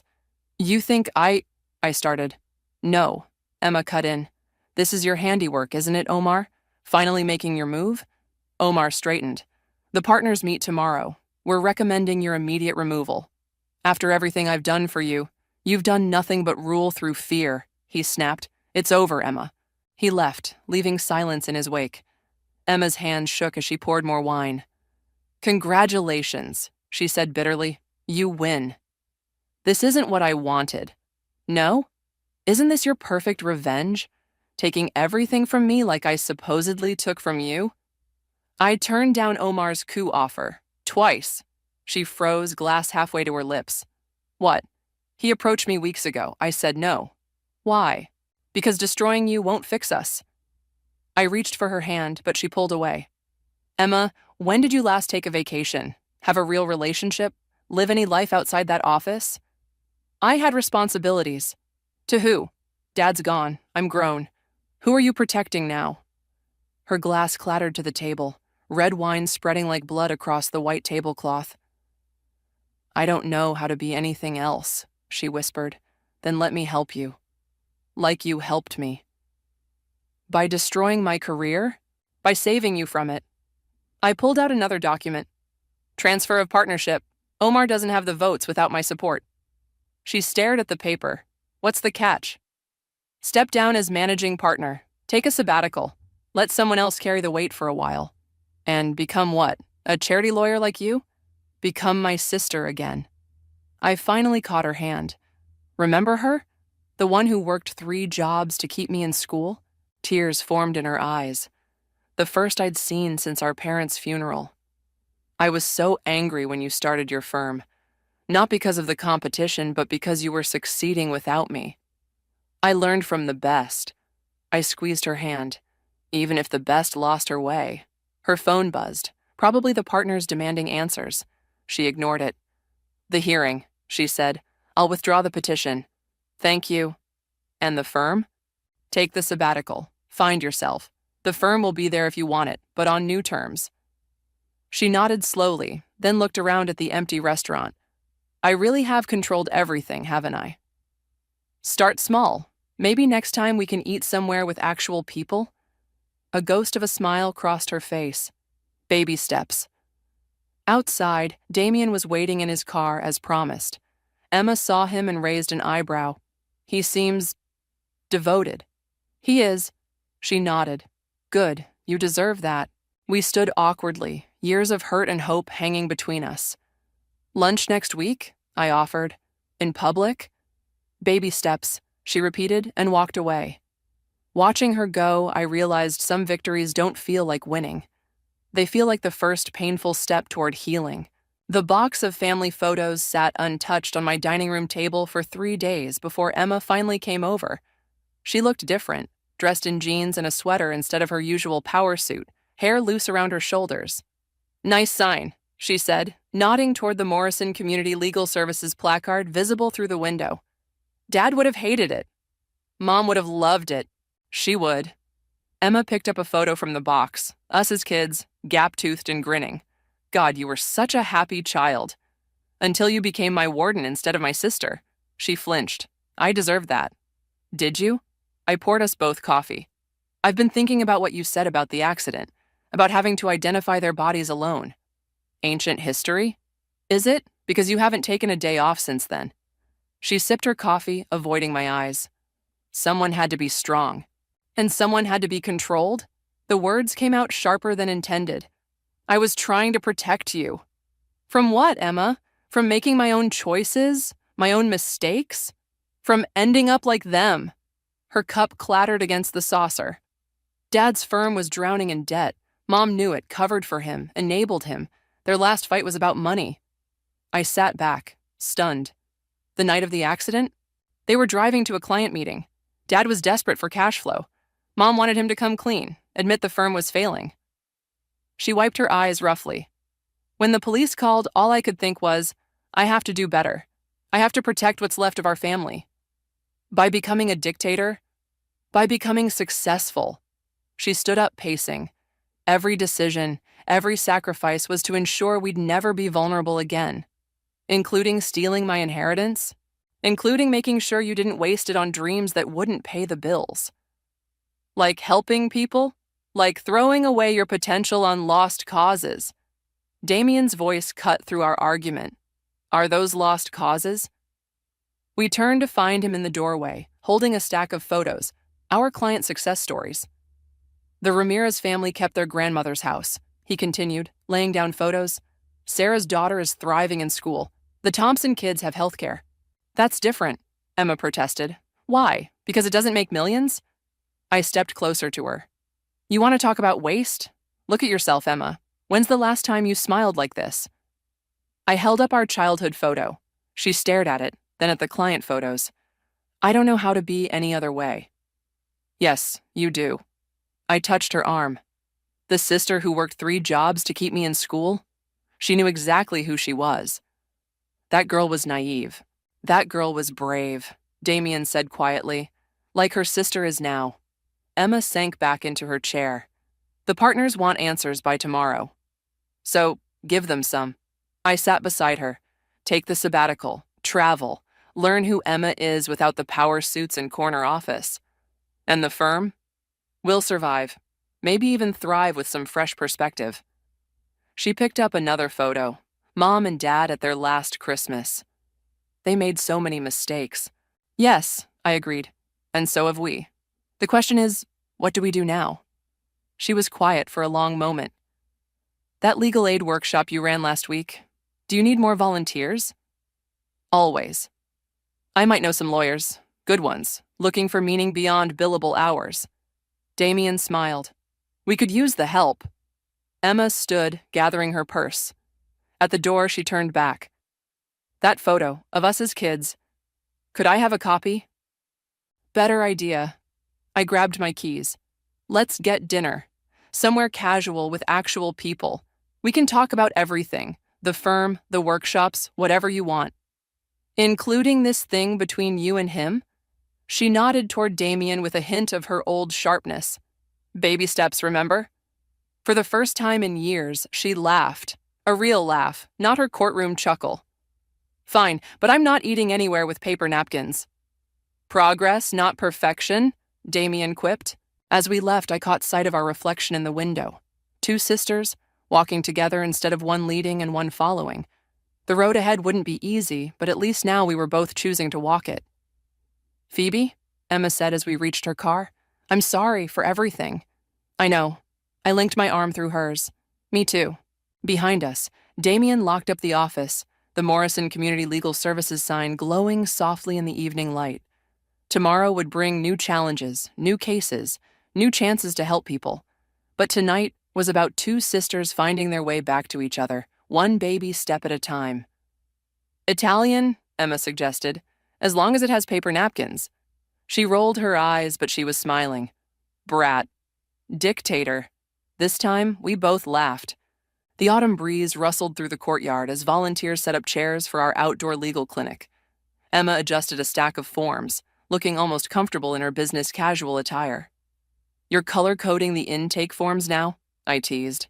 Organization matters, she said, but with a smile. Even in legal aid. Since starting her sabbatical, she'd thrown herself into our community work with the same intensity she'd once reserved for corporate law. The difference was in her eyes. They were clearer now, more present. Nicole rushed over, waving a newspaper. Have you seen this? The headline read, Morrison Sisters Transform Local Legal Scene. Below was a photo of Emma and me at last week's tenant rights workshop. Dad would have had a heart attack, Emma said, tracing the words. Mom would have framed it, I countered. Speaking of framing, Damien appeared with a wrapped package. For your office. Inside was the old photo of Emma and me as kids, professionally restored and framed, alongside a recent picture of us at the clinic. The inscription read, The Morrison Sisters, Then and Now. Emma touched the glass gently. We've come full circle, haven't we? Before I could respond, Omar walked into the courtyard. Emma tensed, but he raised his hands in peace. Just here to help, he said, if you'll have me. I looked at Emma, letting her decide. She straightened her shoulders. Intake forms are color-coded. Try to keep up. He grinned and grabbed a stack of blue forms. The courtyard filled quickly with clients and volunteer lawyers. Emma worked the crowd like she was born to it, her corporate experience lending authority to her compassion. Ms. Morrison. Sarah's daughter ran up, clutching a school paper. I got an A on my essay about community heroes. I wrote about you both. Emma read it, her hands trembling slightly. The Morrison sisters show that being strong doesn't mean being mean. Out of the mouths of babes. Pretty smart kid, Damien said, slipping his arm around my waist. Logan arrived with coffee for everyone. Like old times, he said, except better. Emma watched as Nicole trained new volunteers, her expression thoughtful. I never understood before, she said quietly. The power of helping instead of controlling. Better late than never, I squeezed her hand. Ms. Emma, a client called from the registration table. We need your expertise. She straightened, lawyer mode engaging, but softer now, more human. Duty calls. As she walked away, Damien hugged me from behind. Proud of you both. We're still figuring it out, I admitted. That's what family does. The day flew by in a blur of consultations and coffee. As sunset painted the courtyard golden, Emma and I sat on the steps, watching volunteers pack up. The partners called, she said. They want me back. My heart stopped. And? I told them I needed more time. She smiled. Turns out helping people is addictive. Does this mean you're joining us permanently? Let's say I'm exploring my options. Speaking of which, she nodded toward Damien, who was helping load supplies. When are you going to make that official? When are you going to let me set you up with Omar? She threw a paper clip at me. Baby steps, remember? Always. Sarah approached with more cookies, her daughter in tow. Thank you both, she said, for everything. After they left, Emma stood and brushed off her pants. Want to grab dinner? Somewhere with paper napkins? Actually, I pulled out an old photo. I was thinking we could cook. Mom's lasagna recipe? She stared at the photo. Mom in the kitchen, both of us helping, covered in flour and laughing. I haven't cooked since... I know. Me neither. She took a deep breath. We'll probably mess it up. Probably. The kitchen will be a disaster. Definitely. She linked her arm through mine. Let's do it. As we walked home, the Morrison Community Legal Services sign glowed behind us. Ahead, our house, no longer a symbol of control and resentment, but of reconciliation and new beginnings. Hey, Phoebe, Emma said as we reached the porch. Yeah? Thank you for not giving up on me. Thank you for finding your way back. Inside, we pulled out Mom's recipe box, flour soon dusting the counter like snow. And if we both got teary-eyed when the familiar scent filled the kitchen, neither of us mentioned it. Some victories come with fanfare and headlines. Others come quietly, in flour-dusted kitchens and paper napkin dinners, in sisters finding their way back to each other, one recipe, one case, one moment at a time. The lasagna was imperfect, but then again, so were we. And somehow, that made it taste even better. The day my family discovered I was a stripper started like any other Tuesday. I was counting my tips from the night before when my mother's number flashed across my phone screen. That call changed everything. My name is Violet, and I never planned on taking my clothes off for money. But life has a way of throwing curveballs when you least expect them. I was 22, struggling through my final year of college and drowning in student debt when my roommate Gianna suggested dancing at the Pearl. Mum, I can explain, I said, my voice trembling as I gripped the phone. Explain? Explain? Her voice cracked with rage. Mrs. Peterson saw you at that disgusting establishment. Do you know what this will do to our family's reputation? I closed my eyes, feeling my world crumble. Mrs. Peterson, our neighbour whose daughter I used to babysit. Of course she'd run straight to my mother. I needed the money for school, I said quietly. The writing program. The writing program, that useless degree you insisted on pursuing instead of law school? She was practically screaming now. Get home now. Your father needs to hear this directly from you. 2 hours later, I stood in our pristine living room, facing my parents and my brother Andre. Mom sat rigid on her favourite armchair, while Dad paced by the fireplace. Andre leaned against the wall, his expression unreadable. How long? Dad's voice was ice cold. 8 months. Mom let out a strangled sob. 8 months of... Of prostituting yourself? I'm not a prostitute, I shot back, anger finally breaking through my fear. I dance. I pay my bills. I maintain a 4.0 GPA. I haven't asked you for a single penny since you cut off my tuition. Because we refused to fund that ridiculous writing degree. Mom sprang to her feet. We had your life planned out perfectly. Law school, then joining your father's firm. But no, you had to chase some childish dream of becoming an author. Andre finally spoke up. Mom, maybe we should stay out of this. Both our parents snapped simultaneously. I looked at my brother, seeing the conflict in his eyes. He'd always been the good child, following the path our parents laid out. Now he was a junior partner at Dad's firm, living the life they'd wanted for me. I'm not ashamed, I said firmly, though my hands were shaking. I work hard, I'm safe, and I'm paying my own way through school. Dad stopped pacing. No daughter of mine will be a stripper. The finality in his voice made my blood run cold. Then I guess I'm not your daughter anymore, I whispered. Mom gasped. You don't mean that. No, Mom, you don't mean that. You're the ones making this choice. I turned to face them all. I'm adult enough to make my own decisions, and I'm adult enough to live with the consequences. Violet, Andre stepped forward, but Dad held up his hand. If you walk out that door, don't bother coming back. Dad's words fell like hammer blows. We will not have this shame in our family. I looked at each of them. Mom's tears, Dad's stone face, Andre's helpless expression. Years of conditional love and impossible expectations crystallized in that moment. Goodbye then, I said, surprised by how steady my voice was. I hope your reputation was worth it. I walked out of that house with nothing but my car keys and the clothes on my back. Gianna was waiting in her beat-up Honda around the corner. I'd texted her on the way over, knowing I might need an escape plan. She took one look at my face and pulled me into a fierce hug. Your room at my place is ready. We'll get through this. That night, curled up on Gianna's spare mattress, I made myself a promise. I would prove them all wrong.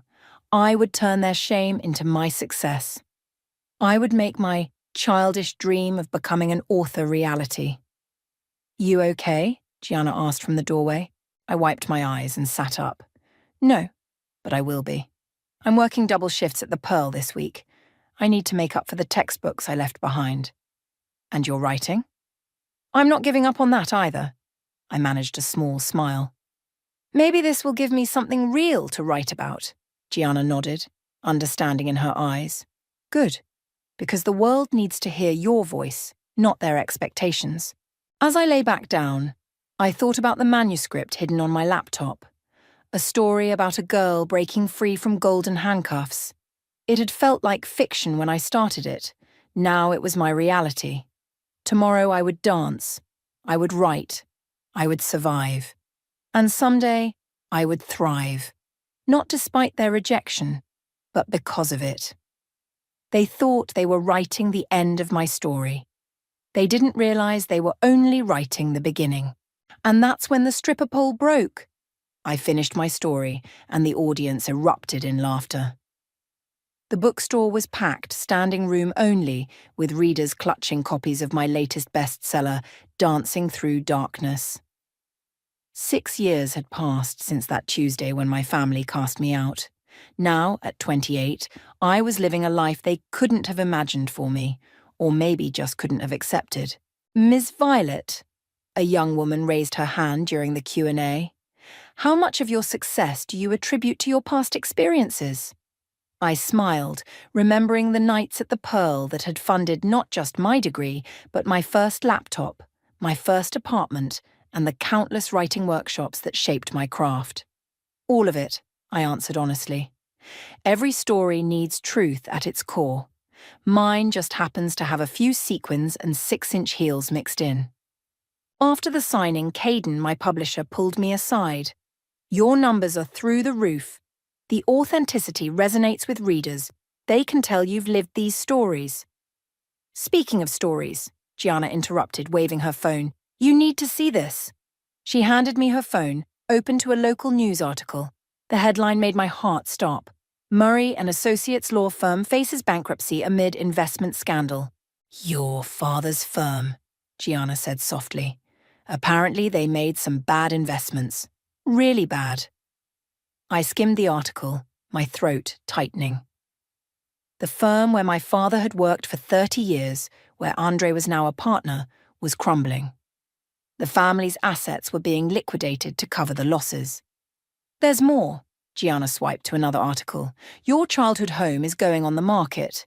The elegant Victorian house that had been my prison and paradise appeared on the screen. The same house I'd been banished from all those years ago. Violet? Caden's voice snapped me back to reality. Your car's here. We need to head to the TV interview. Right. I handed the phone back to Gianna. Thanks for showing me. In the car, Caden reviewed my talking points for the interview, but my mind kept drifting to that house. To the window seat where I'd written my first stories. To the garden where Mom had taught me about roses before appearances became more important than affection. Earth to Violet. Caden waved his hand in front of my face. You okay? The house I grew up in is for sale, I blurted out. My family's broke. Caden's eyebrows shot up. The same family that kicked me out? Yeah. I laughed, but it sounded hollow. Karma's a funny thing, isn't it? What are you thinking? I'm thinking. I paused, an idea taking shape. I'm thinking I should buy it. The house? Caden stared at me. Are you sure that's wise?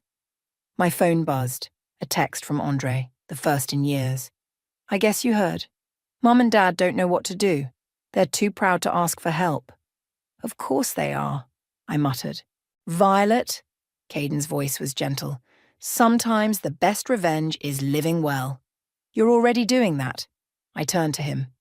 But what if this isn't about revenge? What if it's about closing a circle? Then make sure you're doing it for the right reasons. He checked his watch. We're here, ready to dazzle them. The interview went smoothly. I'd gotten good at telling my story without revealing too much. Afterward, in my apartment, I called Gianna. I need a favor, I said as soon as she answered. Can you find out who's handling the house sale? Already did, she replied. It's Mark Joseph from Premier Realty. Want his number? I grabbed a pen. You know me too well. Vi, her voice turned serious. Are you sure about this? Last time you were in that house? Last time I was in that house, I was powerless, I cut in. This time would be different. Because you'd own it. Because I've owned my story since then. I looked at the wall of my office where my first dollar from the Pearl hung next to my first published article. They wanted to write my ending. Maybe it's time I showed them who really holds the pen. Just be careful, Gianna sighed. I remember picking up the pieces last time. I'm not that broken girl anymore, I said softly. I'm not looking for their approval. I'm looking for closure, something like that. I wrote down Mark's number. Besides, wouldn't it be poetic, the stripper daughter buying the family estate? Gianna laughed. When you put it that way, it does have a certain dramatic flair. Very on brand for a best-selling author. After we hung up, I stood at my window, looking out at the city lights. The same lights that had seemed so threatening when I first started dancing now felt like old friends. I'd made my peace with my past. Maybe it was time to make peace with my future. I picked up my phone and dialed Mark's number. It was time to go home, on my terms this time. The asking price is $850, Mark said, leading me through the familiar front door. But given the market and their urgency to sell, we might negotiate that down. Walking into my childhood home felt like stepping into a time capsule. The same crystal chandelier hung in the foyer, though its sparkle had dimmed. Mum's precious Persian rug still covered the hardwood floors, but they were worn thin in places. The current owners have lived here for 30 years, Mark continued, not knowing he was talking about my parents. They've maintained it well, but some updates would be needed. I ran my hand along the banister, remembering how I used to slide down it when no one was watching. Tell me about these owners. Mark shuffled through his papers. Lovely couple, really. Bit proud, though. The husband's law firm hit some trouble and they're downsizing. Shame, really. They raised their children here. Children? I kept my voice neutral. 2, I believe. A son who's still in the area and a daughter who... He checked his notes. Who moved away some years ago? I bit back a bitter laugh. Moved away. That was one way to put it. The library, I said, moving down the hallway without waiting for his direction. I'd like to see it. Mark hurried after me. Oh, you know the layout? I've seen the listing photos. The library doors were closed. I hesitated for a moment before pushing them open. The smell of old books and leather hit me immediately. Dad's collection still lined the walls, each leather-bound volume perfectly aligned. This was where he'd announced my law school acceptance, an acceptance I never used. Beautiful space, Mark commented. Perfect for a home office. Or for writing, I murmured. The owners are hoping for a quick sale, Mark said, checking his phone. They need to be out within 60 days. I walked to the window seat, my old reading nook. The cushions were faded, but I could still see the small ink stain where I'd spilled my pen, writing my first short story. I'll take it, I said suddenly. Mark blinked. Don't you want to see the rest of the house? No need. I turned to face him. I'll pay asking price, all cash. But I have conditions. He pulled out a notepad, looking both surprised and pleased. Of course. First, my identity stays completely confidential until closing. Use my corporation name, Rising Phoenix Publishing, for all paperwork. He nodded, scribbling. Second, I want to close as quickly as possible, 30 days max. That shouldn't be a problem with a cash offer. And third, I took a deep breath, I want to be present when you tell them about the offer, in person. Mark frowned. That's unusual. Typically, the buyers and sellers don't meet until closing, if at all. It's non-negotiable. I met his eyes. Those are my terms. I'll need to check with the sellers, but given the offer terms, I don't foresee any objections. Back in my car, I called Gianna. Well? She answered on the first ring. I did it. My hands were shaking as I gripped the steering wheel. I'm buying the house. Holy shit. She paused. How did it feel being back there? Like walking through a museum of my past mistakes. And theirs? I started the engine. Mark's setting up a meeting to present the offer. In person. Vi. Gianna's voice held a warning. Are you sure you want to do it this way? They need to see me. Need to know that the daughter they threw away isn't just surviving. She's thriving enough to buy their house out from under them. That sounds a lot like revenge. Maybe it is. I pulled out of the driveway, looking at the house in my rearview mirror. But maybe they need to face what they did. Really face it. And what about Andre? Have you told him? I sighed. Not yet, but he'll find out soon enough. That evening, I sat in my apartment, staring at the formal offer papers Mark had emailed. My cursor hovered over the signature line. One click, and I'd set in motion something that couldn't be undone. My phone buzzed. Another text from Andre. Mom's not eating. Dad's not sleeping. I don't know how to help them. I typed back. Sometimes help comes from unexpected places. Then I signed the offer and hit send. Minutes later, Mark called. They want to meet tomorrow at 2 p.m. The sellers are eager to discuss the offer. I smiled, imagining my parents' relief at finding a quick buyer. They had no idea that their salvation would come from the very person they'd condemned. Perfect, I said. I'll be there. After hanging up, I walked to my closet and pulled out a garment bag. Inside was a designer suit I'd bought for my last book tour. Elegant, expensive, powerful. Not a sequin in sight. Tomorrow I would walk back into that house not as the shameful daughter they'd cast out, but as the successful woman I'd become. And this time, I'd be the one holding all the cards. I just hoped I was ready for what would happen when those cards hit the table. You're pacing, Gianna said, watching me from my couch. It was 1 p.m., an hour before the meeting. You're going to wear a hole in that expensive floor. I can't help it. I stopped in front of my full-length mirror, adjusting my blazer for the 100th time. What if I'm making a huge mistake? Then it's your mistake to make. She stood up and straightened my collar. But you look like $1 million. Or more accurately, $850,000. My phone buzzed. A text from Mark. Sellers confirmed. meeting in their library. The library, I muttered. Of course it would be the library. Poetic, isn't it? Gianna smiled. Where your dad crushed your dreams of being a writer, you'll now sign the papers that make his house yours. When you put it that way, it sounds terrible. No, she squeezed my shoulder. It sounds like karma. The drive to my childhood home felt surreal. I parked a block away, not wanting my parents to see my car. Mark was waiting at the corner. Ready? He asked, briefcase in hand. One thing first, I said. When we go in, let me do the revealing. Please. He nodded, though confusion crossed his face. Your money. Your show. We walked up the familiar path to the front door. Each step felt heavier than the last. Mark rang the doorbell, and my heart nearly stopped when my mother opened the door. She looked older, tired. Her perfectly coiffed hair now showed streaks of grey. She didn't recognize me at first. I was hidden behind Mark, and 6 years had changed me considerably. Please, come in, she said, her voice carrying that same artificial politeness I remembered. Lawrence is waiting in the library. I kept my head down as we followed her, my heels clicking on the hardwood floors. The sound echoed through the house like a countdown. Dad sat in his leather armchair, looking smaller than I remembered. Andre stood by the window, my old reading spot. His eyes widened when he saw me, but he quickly schooled his expression. Thank you for meeting on such short notice, Mark began, setting his briefcase on the coffee table.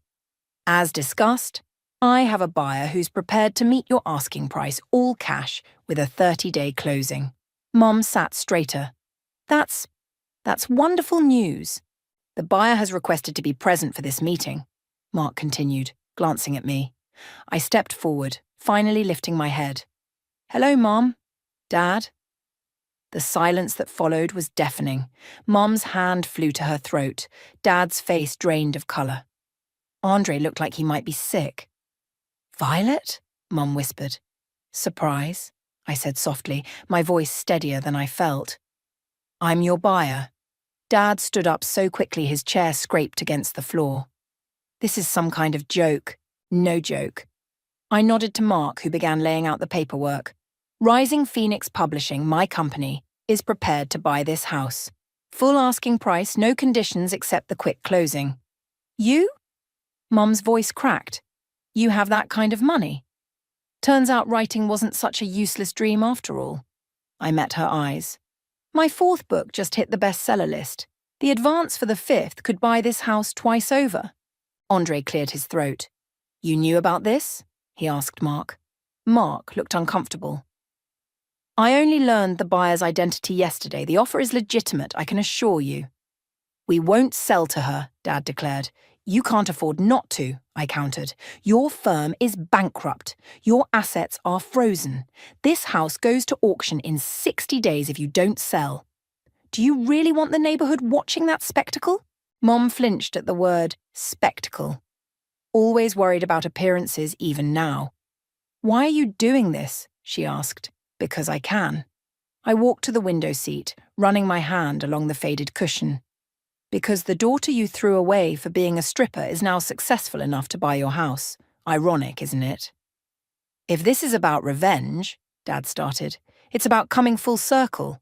I cut him off. You made your choice 6 years ago. Now, I'm making mine. Andre stepped forward. Vi, please. The papers are ready, Mark interrupted, clearly wanting to move things along. Shall we proceed? Mom looked at Dad, tears in her eyes. He stared at the floor, his jaw clenched. Finally, he nodded. We'll sign, he said quietly. As Mark guided them through the paperwork, I stood by the bookshelf, examining the leather-bound law books my father had once hoped I'd study. Behind me, I heard the scratch of pens on paper, my mother's muffled sniffles, the rustle of pages being turned. It's done, Mark announced finally. We'll schedule the closing for 30 days from today. I turned back to my family, my broken, proud family. I'll have my lawyers contact you about the transition details. As I walked out of the library, Andre caught up with me in the hallway. Was it worth it? He asked softly. I looked back at our parents, still sitting shell-shocked among the signed papers. Ask me in 30 days. The front door closed behind me with a familiar click. But this time, I was the one choosing to walk away. 30 days passed in a blur of legal paperwork and silent tension. Now I stood in the closing attorney's office, watching my parents shuffle in, looking like they'd aged another decade since our last meeting. The funds have been verified, the attorney announced, spreading documents across his mahogany desk. We just need final signatures from all parties. Mom wouldn't look at me. Dad stared straight ahead, his jaw set in that familiar stubborn line. Andre had chosen not to attend. He'd texted me earlier. I can't watch this. Before we sign, I said, making everyone pause, I have something to say. Mom finally lifted her eyes to meet mine. The defeat in them almost made me falter. Almost. 6 years ago, you gave me an ultimatum in this city. Strip or stay. Dance or daughter. Not both. I pulled a folder from my briefcase. I'd like to show you what that choice led to. I laid out magazine covers featuring my books, newspaper articles about my success, photos of my speaking engagements at universities. While you were busy being ashamed of me, I was busy building something.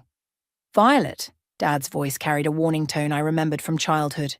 This isn't necessary. Oh, but it is.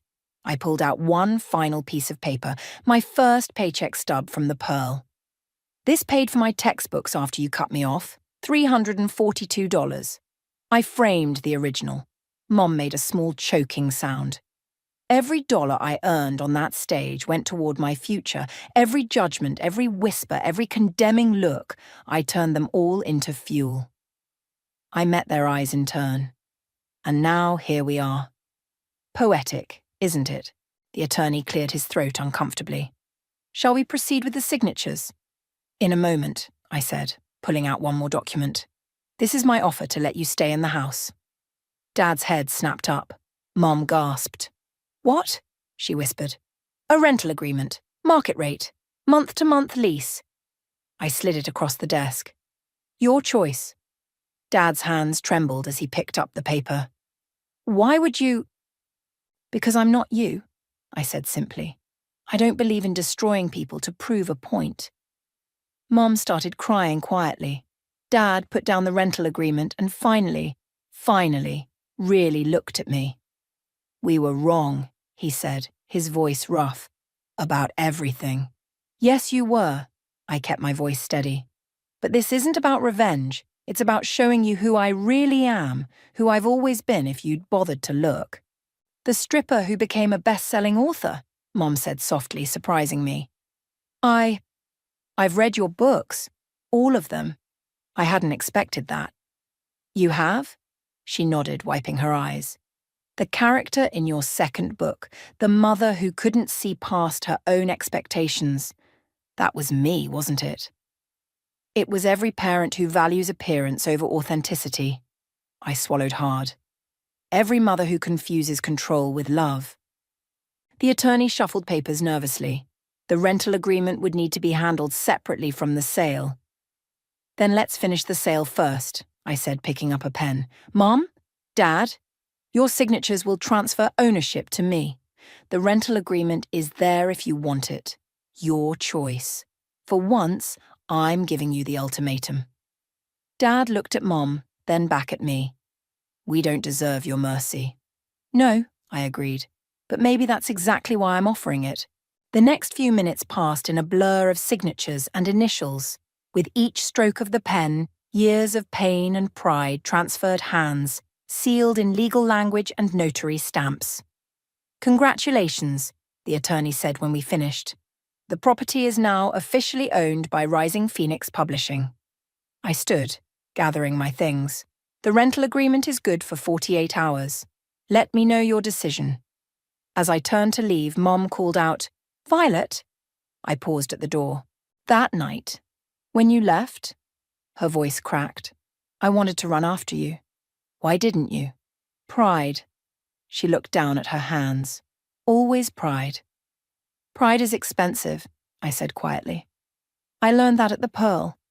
Every night I danced, I left my pride in the dressing room, but I kept my dignity. There's a difference. Dad stood up. We'd like to sign the rental agreement, if the offer still stands. I nodded to the attorney. Draw up the papers. As I walked out of the office, my phone buzzed. A text from Andre. How did it go? I typed back. They're staying, as my tenants. His response came quickly. You're a better person than they deserved. No, I replied. I'm exactly the person they failed to see. I got into my car and looked at myself in the rearview mirror. The scared girl who'd walked out of that house 6 years ago was gone. In her place sat a woman who'd learned that the best revenge isn't serving cold justice. It's serving grace when they expect wrath. The house was mine now, but more importantly, so was my story. A week after the closing, I sat across from my parents at their favourite restaurant. Now my treat. The silence between us felt heavy with unspoken words and years of distance. The firm's liquidation is final, Dad said, breaking the tension. 28 years of building it, gone in months. What happened? I asked, genuinely curious. He sighed, looking older than his years. Bad investments. Trust in the wrong people. Pride preventing me from seeing the warning signs until it was too late. Sounds familiar, I said quietly. Mom flinched. She hadn't touched her wine. We've been doing a lot of thinking, Violet, about everything. That makes 2 of us. I took a sip of my water. Andre tells me you've read my books. The scene in your 3rd book, Dad leaned forward, where the father throws away his daughter's dance shoes. That was about me, wasn't it? Everything I write is about us in some way. I met his gaze. Writers turn their pain into prose. It's how we survive. A waiter arrived with our food, providing a brief respite from the intensity of the conversation. Tell us, Mom said after he left, about those years. The real story. I put down my fork. Are you sure you want to hear it?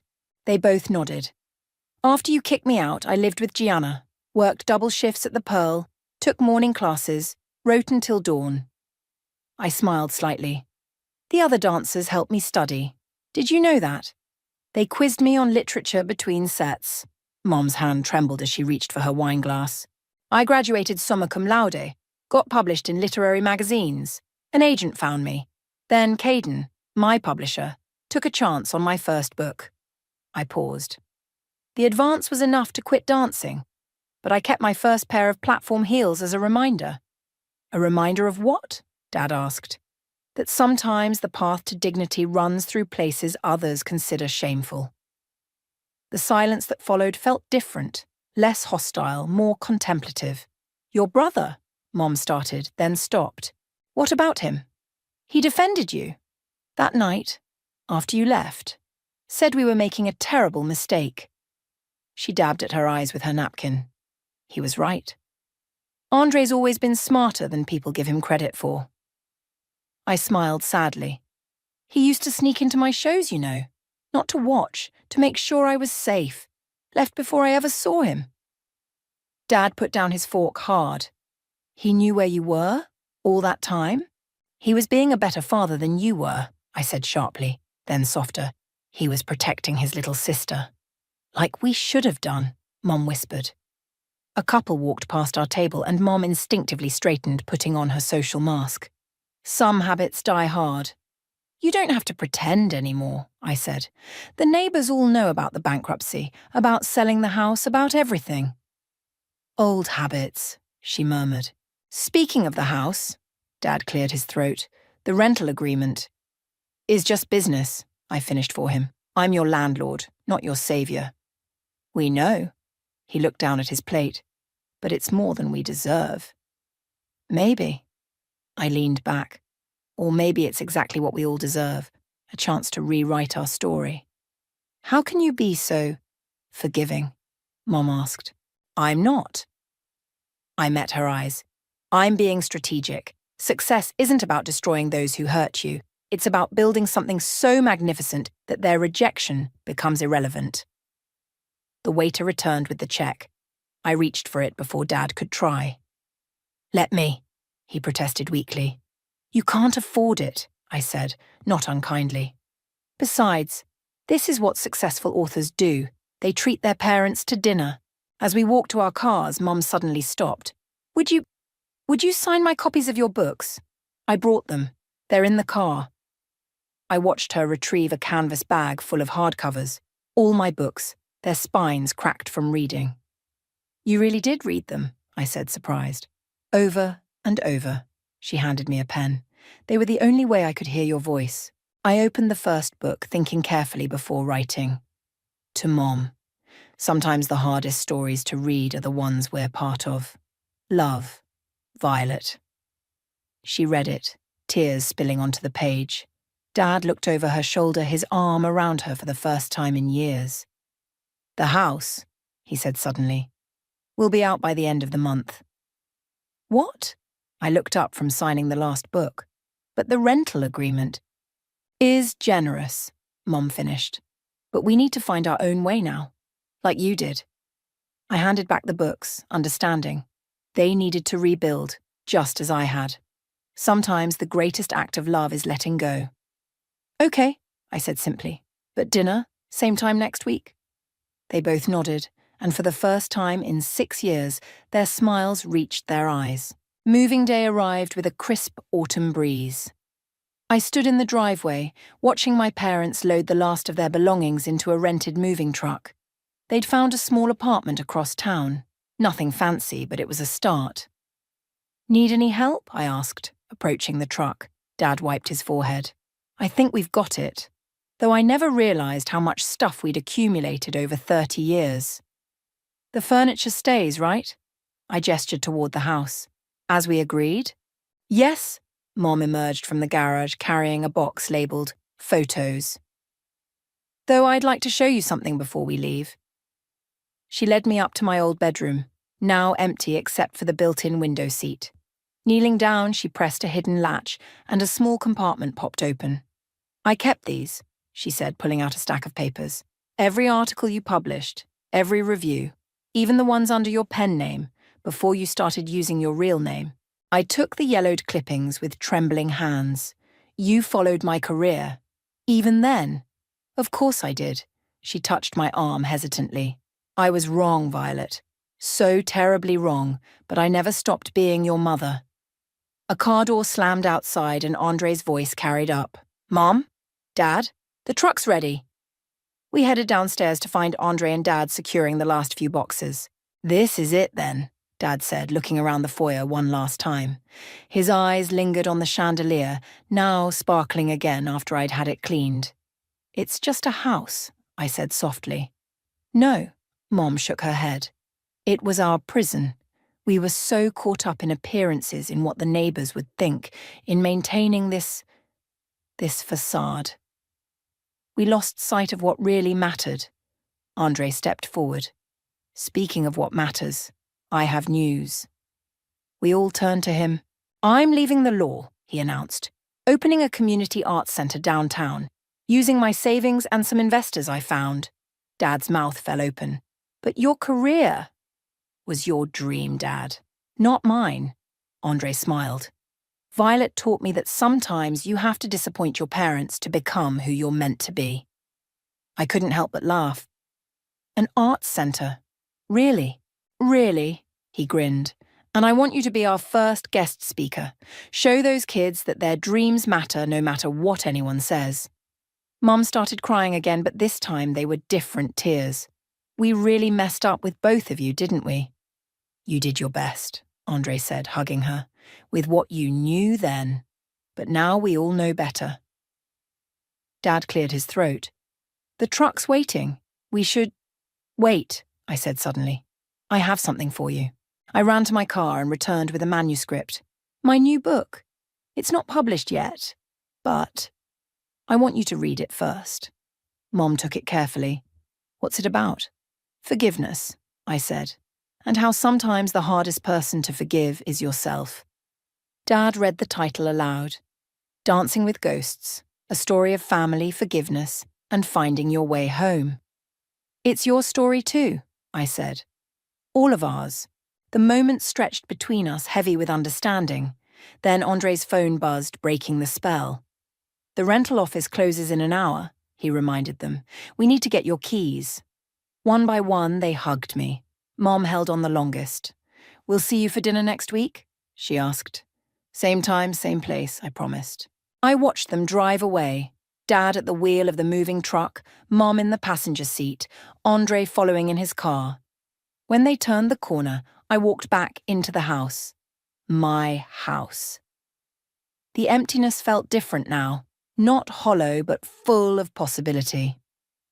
I walked through each room, touching walls that held 3 decades of memories, both painful and precious.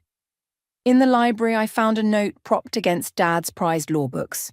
"These belong to you now, not because I want you to be a lawyer, but because you've proven you can win any case life brings you. Love, Dad." In my old bedroom, another note tucked into the window seat.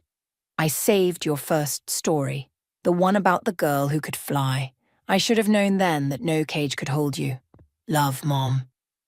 And in the kitchen, one from Andre. "Remember when you taught me to make pancakes at midnight? Let's do that again sometime.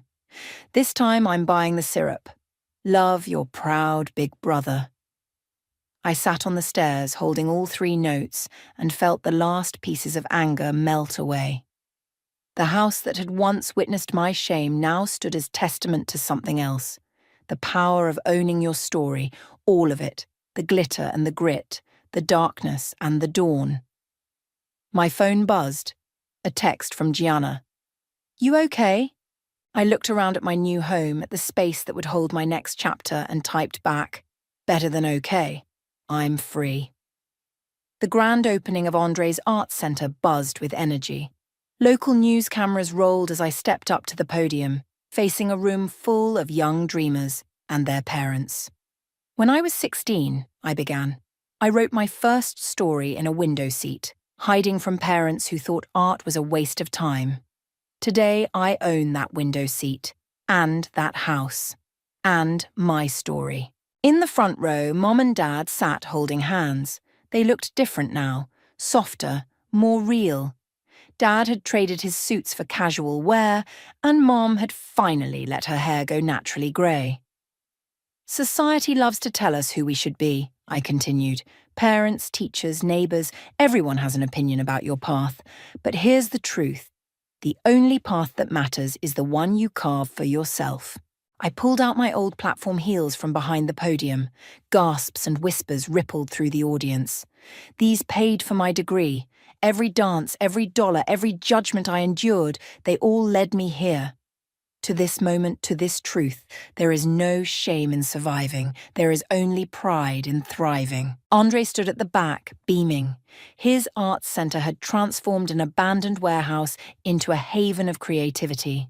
Dance studios, writing workshops, painting classes, a place where dreams didn't need permission to exist. "My brother and I learned the hard way that disappointing your parents might be the price of becoming yourself." I smiled at Andre. "But sometimes, if you're lucky, they learn to see you. Really see you." After the speech, during the reception, a teenage girl approached me, clutching my latest book. "My parents hate that I dance," she whispered. "They say it's inappropriate." I knelt down to her level. "What do you say?" "That when I dance, I feel like I'm flying." "Then fly," I said, signing her book. "The ground will always be there to catch you." Her mother appeared, looking uncomfortable. I stood to face her. "She has real talent," I said before she could speak, "and a stronger spirit than you know." The woman glanced at my book, then at her daughter. Perhaps we could talk about proper training." Andre materialized beside me. "We have an excellent dance program here. Scholarships available." As they walked away to discuss details, Mom touched my arm.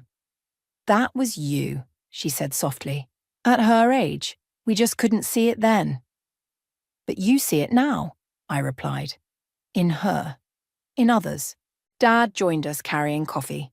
The contractor called. "Your renovations are finished." I nodded. I'd transformed my childhood home into a writer's retreat, keeping one room as a permanent office for myself. The window seat remained untouched, a reminder of where stories begin. "Speaking of renovations, Andre called out, waving us over to a wall. I have something to show you. He pulled down a cloth covering, revealing a mural. It showed a young girl writing at a window seat, while behind her a dancer twirled in shadows. Both figures had my face. The duality of Violet, he said proudly. Writer and dancer, daughter and rebel. Living proof that we contain multitudes. Mum started to cry, but Dad surprised us all by laughing. All those years trying to make you two fit into neat little boxes. He shook his head. Look what happened when we let you out. Gianna arrived, fashionably late as usual. Sorry I missed the speech, but I brought champagne. We gathered in Andre's office, popping the cork and filling plastic cups. The sunset painted the room gold through the industrial windows. A toast, Andre raised his cup. To second chances. To found family, Gianna added, squeezing my hand. To forgiveness, Mom said quietly. To truth, Dad offered. I lifted my cup last. To owning your story, every chapter, every verse, every dance. As conversations flowed around me, I watched the teenage dancer from earlier practicing in one of the studios. Her mother sat watching, uncertainty warring with pride on her face. I touched the necklace I wore, a small silver key on a chain. It opened both the arts centre and my house, linking my past and future in tangible ways. Andre sidled up beside me. Happy? Content, I corrected. It's better than happy. The mural? He hesitated. Was it too much? It's perfect. I hugged him. Thank you for seeing both sides of me even when I couldn't. Through the window, I could see the city lights beginning to twinkle. Somewhere out there, a girl was probably dancing for dollars, funding her own dreams. Another was probably writing in secret, finding her voice. I touched the window glass, speaking softly to those unknown dreamers. Keep going. Your story matters. Behind me, my family, both blood and chosen, continued celebrating. Their voices blended into a melody of reconciliation and hope, proving that sometimes the happiest endings aren't endings at all. They're just better beginnings. The letter trembled in my hands as the world crashed around me. $250,000. Gone. Just like that. The college fund I'd spent 17 years building for my daughter had vanished into thin air. I'm Anna, and until today, I thought I was living proof that hard work and determination could overcome anything. Starting with nothing but a food truck and a dream, I built a successful catering company that serves half of Boston's elite. Every extra penny went into Emma's future. My daughter would have opportunities I never had. Mom? Emma's voice drifted down from upstairs. Have you seen my blue sweater? Check the laundry room, honey, I called back, struggling to keep my voice steady. The acceptance letter from Stanford lay on my kitchen counter, mocking me. Emma had earned her spot. Perfect grades, volunteer work, the whole package. But now... My phone buzzed. Deborah's name flashed across the screen. My mother-in-law's timing was impeccable, as always. Anna, darling, her sugary voice made my stomach turn. I simply must know if Emma's wearing the pearl necklace I gave her to prom next week. Deborah. I cut her off, my voice ice cold. The college fund is empty. Care to explain? Silence crackled through the line. Then, oh, that. Well, there were some unexpected investments. Investments? I gripped the counter so hard my knuckles turned white. You were supposed to be managing that account for Emma's future, not gambling it away at Mohegan Sun.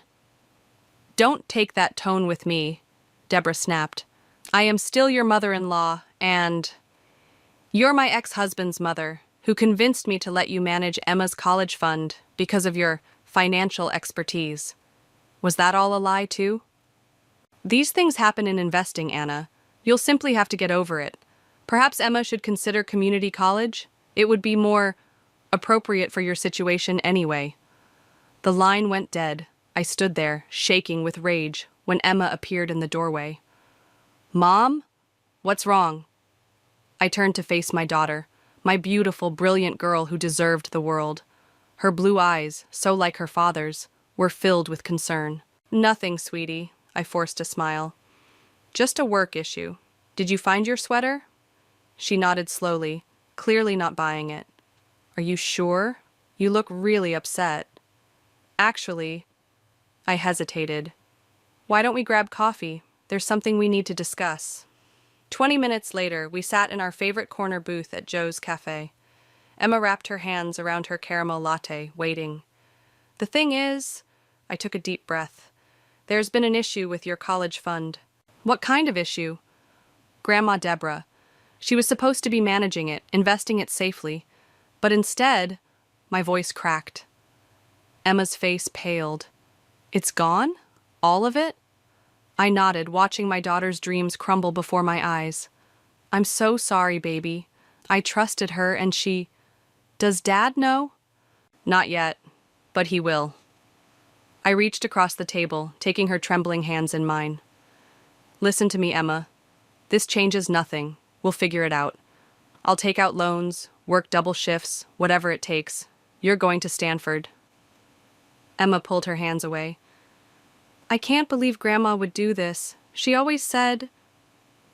Her voice trailed off as tears welled up in her eyes. I know, honey. I know. My phone buzzed again. A text from Deborah. Don't make this into a bigger deal than it needs to be. Family should forgive family. I stared at the message, my jaw clenched. Forgive? The woman had stolen my daughter's future and had the audacity to demand forgiveness? Mom? Emma's voice was small. What are we going to do? I looked at my daughter, really looked at her. In that moment, I made a decision. Deborah thought she could manipulate and steal from us without consequences. She thought wrong. We're going to fight back, I said quietly, and we're going to win. Emma's eyes widened. What do you mean? It means, I said, pulling out my phone to call my sister Lacey, that your grandmother is about to learn a very important lesson about family and trust. As I dialed, my hands stopped shaking. Calm settled over me like a shield. Deborah had no idea what she'd started, but she was about to find out exactly what happened when you crossed the wrong mother. Lacey, I said when my sister picked up, I need your help. It's time we had a proper family reunion. Look at this, Lacey said, spreading bank statements across my dining room table. Every month, like clockwork, $5,000 transferred to an account in Atlantic City. I leaned over her shoulder, scanning the documents. And Emma's college fund? Drained gradually over 2 years. Lacey tapped her laptop screen. Deborah covered her tracks well, but she got sloppy near the end, probably desperate. My sister had always been the detail-oriented one. While I built my business, she became a forensic accountant. Now her skills were proving invaluable. There's more, she continued. Remember Cousin Peter's inheritance from Aunt Marie? The one he supposedly lost in the stock market crash? Lacey's eyes narrowed. Deborah was his financial advisor, too. The pieces were falling into place. I grabbed my phone, scrolling through recent texts. Marcel called yesterday, said Deborah's been acting strange, taking mysterious trips. To casinos, no doubt. Lacey closed her laptop.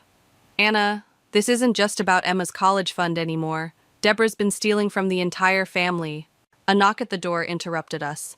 Emma burst in, followed by her friends from the volleyball team. Mom, is it okay if we have pizza here? Practice ran late and... She stopped short, taking in the papers scattered everywhere. Of course, honey. I started gathering the documents. Hi, girls, the menu drawer is in the kitchen. Thanks, Anna.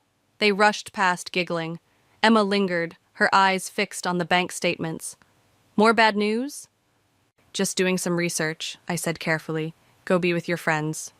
She hesitated. Mom, I know you're planning something. I'm not stupid. Emma, just don't do anything crazy, okay? She turned and followed her friends. Lacey waited until the kitchen door swung shut. She's worried about you. She should be worried about her grandmother, I muttered, pulling out my phone to show her Deborah's latest text. Looking forward to Emma's birthday dinner tomorrow? I have a special surprise planned. The nerve of that woman. Lacey shook her head. Are you still going through with it? Of course. Can't let her suspect anything's wrong. I forced a smile. Besides, the whole family will be there. Perfect opportunity to observe. The next evening, my catering company's finest setup graced Deborah's sprawling Victorian home. Emma's 18th birthday dinner was in full swing, with family members scattered throughout the house. "Anna, darling," Deborah air-kissed my cheek. "The food is divine, as always, though perhaps a bit simple for such a special occasion." I maintained my smile. Emma requested her favorites. "Yes, well," Deborah adjusted her pearl necklace, probably bought with stolen money. "Speaking of Emma's preferences, I've been thinking about her college choices. Stanford is so far away. The local university has an excellent program." "Mom," Raymond, my ex-husband, called from across the room. "Have you seen my wallet?" "Check your coat pocket, dear," Deborah called back, but I caught the flash of panic in her eyes. I excused myself and found Lacey by the dessert table. "Notice anything? Besides Raymond missing his wallet?" She smirked. "Marcel's been watching Deborah like a hawk all evening. Think he suspects?" "Maybe. Did you see how she reacted when Emma opened the envelope from Stanford?" "Like she'd swallowed a lemon." Lacey paused. "Speaking of envelopes, I got an interesting call today. Remember that tip you received?" Before she could continue, a commotion erupted from the study. Raymond's voice boomed through the house. "Mom, what the hell is this?" We rushed to find Raymond waving a stack of papers, his face red. Deborah stood frozen by the desk. "Raymond, dear, those are private." "Private? These are withdrawal slips from my investment account." He turned to Marcel. "Dad, did you know about this?" Marcel's face went ashen. "What?" The room fell silent as Emma appeared in the doorway. "What's going on?" "Nothing, sweetheart," Deborah said quickly. "Just a little family discussion about finances." I watched my daughter's expression harden. She wasn't buying it anymore. "Anna," Reuben, my business partner, touched my arm. "Maybe we should serve the cake now?" I nodded, but my mind was racing.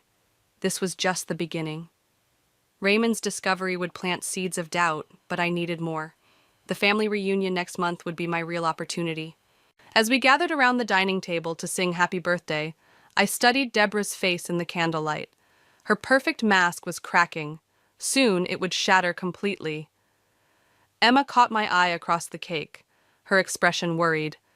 I gave her a reassuring smile, but inside, my resolve hardened. Deborah had built her house of lies on the backs of her own family. Now it was time to watch it burn.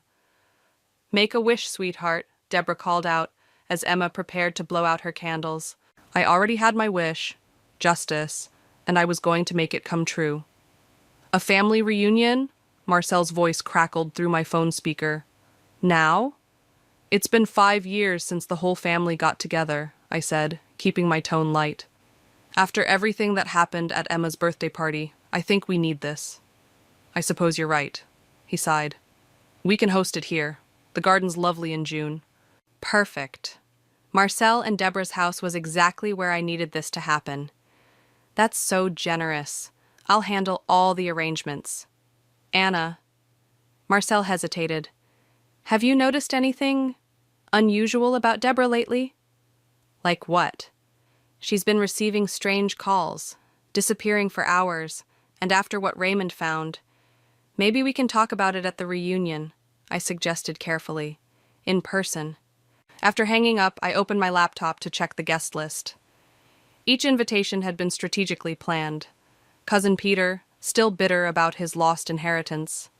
Aunt Marie, who never believed his stock market story. Raymond, now questioning everything. The pieces were falling into place. My office door creaked open. Emma stood there, arms crossed. "A family reunion? Seriously?"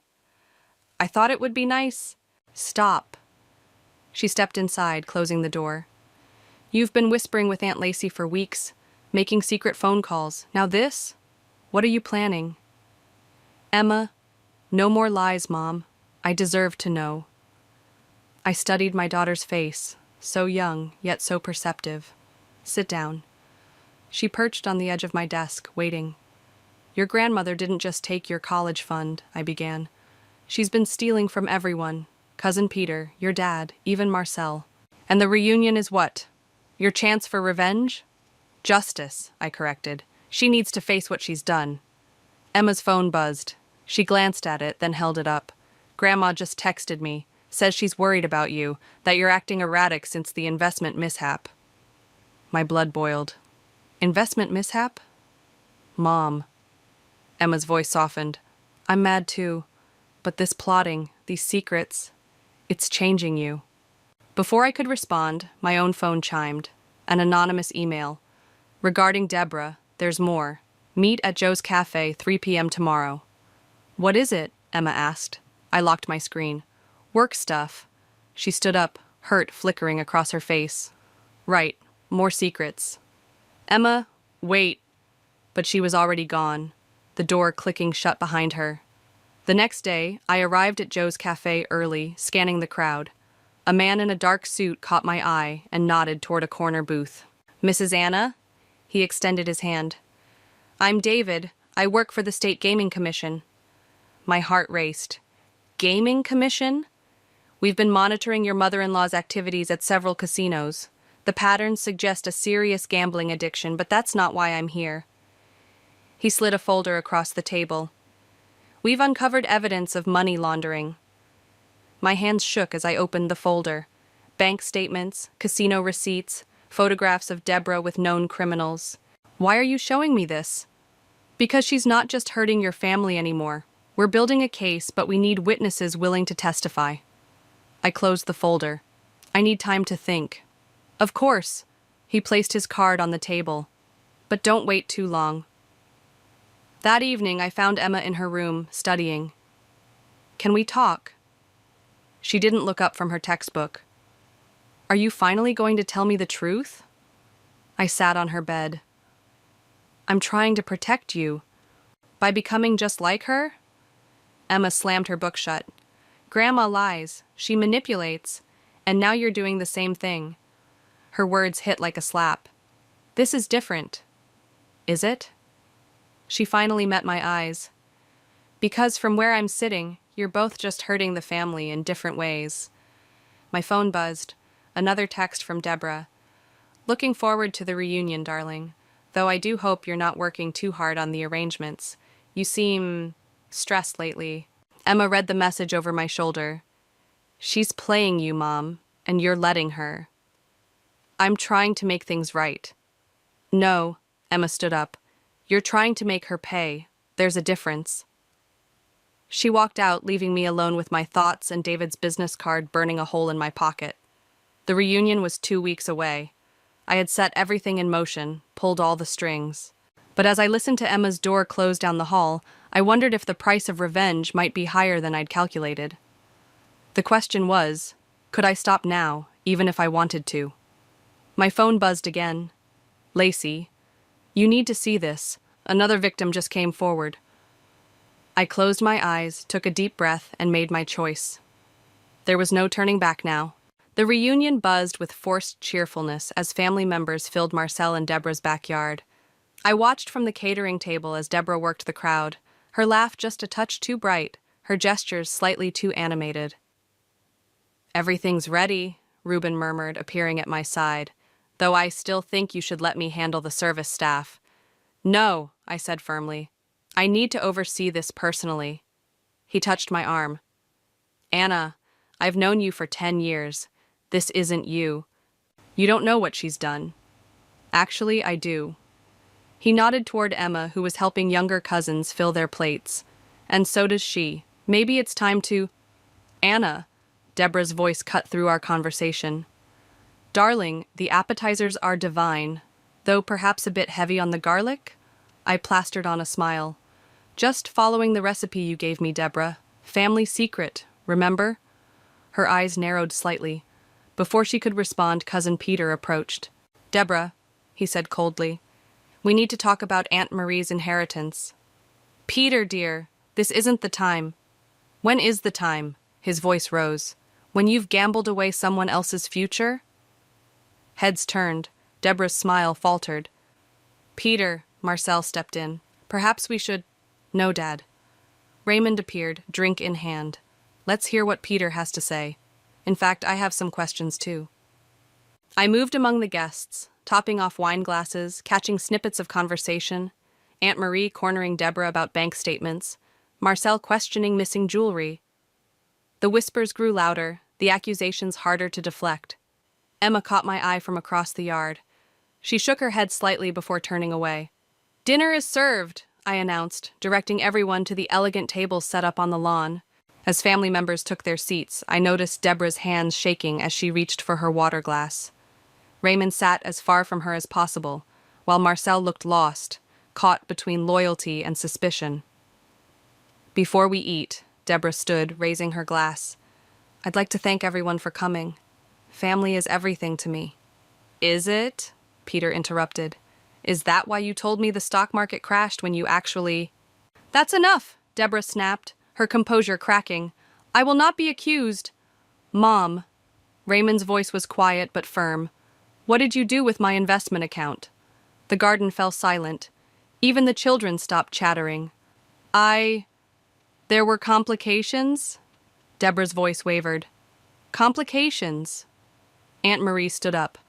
"Like when you complicated away my sister's inheritance?" "You don't understand," Deborah pleaded. "I had a system. I was going to win it all back." The words hung in the air. Marcel's fork clattered to his plate. "Win it back?" he whispered. "Deborah, what have you done?" She turned to him, desperate. "Marcel, I can explain." "Explain what?" Raymond demanded. "How you stole from your own family. How you gambled away Emma's future." "I did not steal." Deborah's voice rose hysterically. "I borrowed. I was protecting our family's assets. By betting them away at casinos?" I couldn't help myself. "Is that what you call protection?" "You." Deborah's eyes locked onto mine. "You orchestrated this, didn't you? Turned my family against me?" "You did that yourself," I said quietly. "Every time you lied. Every time you stole." "Mom?" Emma's voice cut through the tension. She stood, tears in her eyes. "Is it true? Did you really gamble away everything?" Deborah's face crumpled. "Emma, sweetheart, I never meant—" "Save it." Emma pushed back her chair. "I don't want to hear any more lies." She walked away, disappearing into the house. I moved to follow, but Reuben caught my arm. "Let her go," he murmured. "She needs space." The evening dissolved into chaos after that. Marcel retreated to his study. Raymond stormed out. Aunt Marie demanded financial records. Through it all, Deborah sat silent, her perfect mask finally shattered. As guests began leaving, I overheard a conversation that made my blood run cold. "Did you hear?" one cousin whispered to another. "Someone called the gaming commission. They're investigating her." I froze. I hadn't made that call yet. Which meant... My phone buzzed. Unknown number.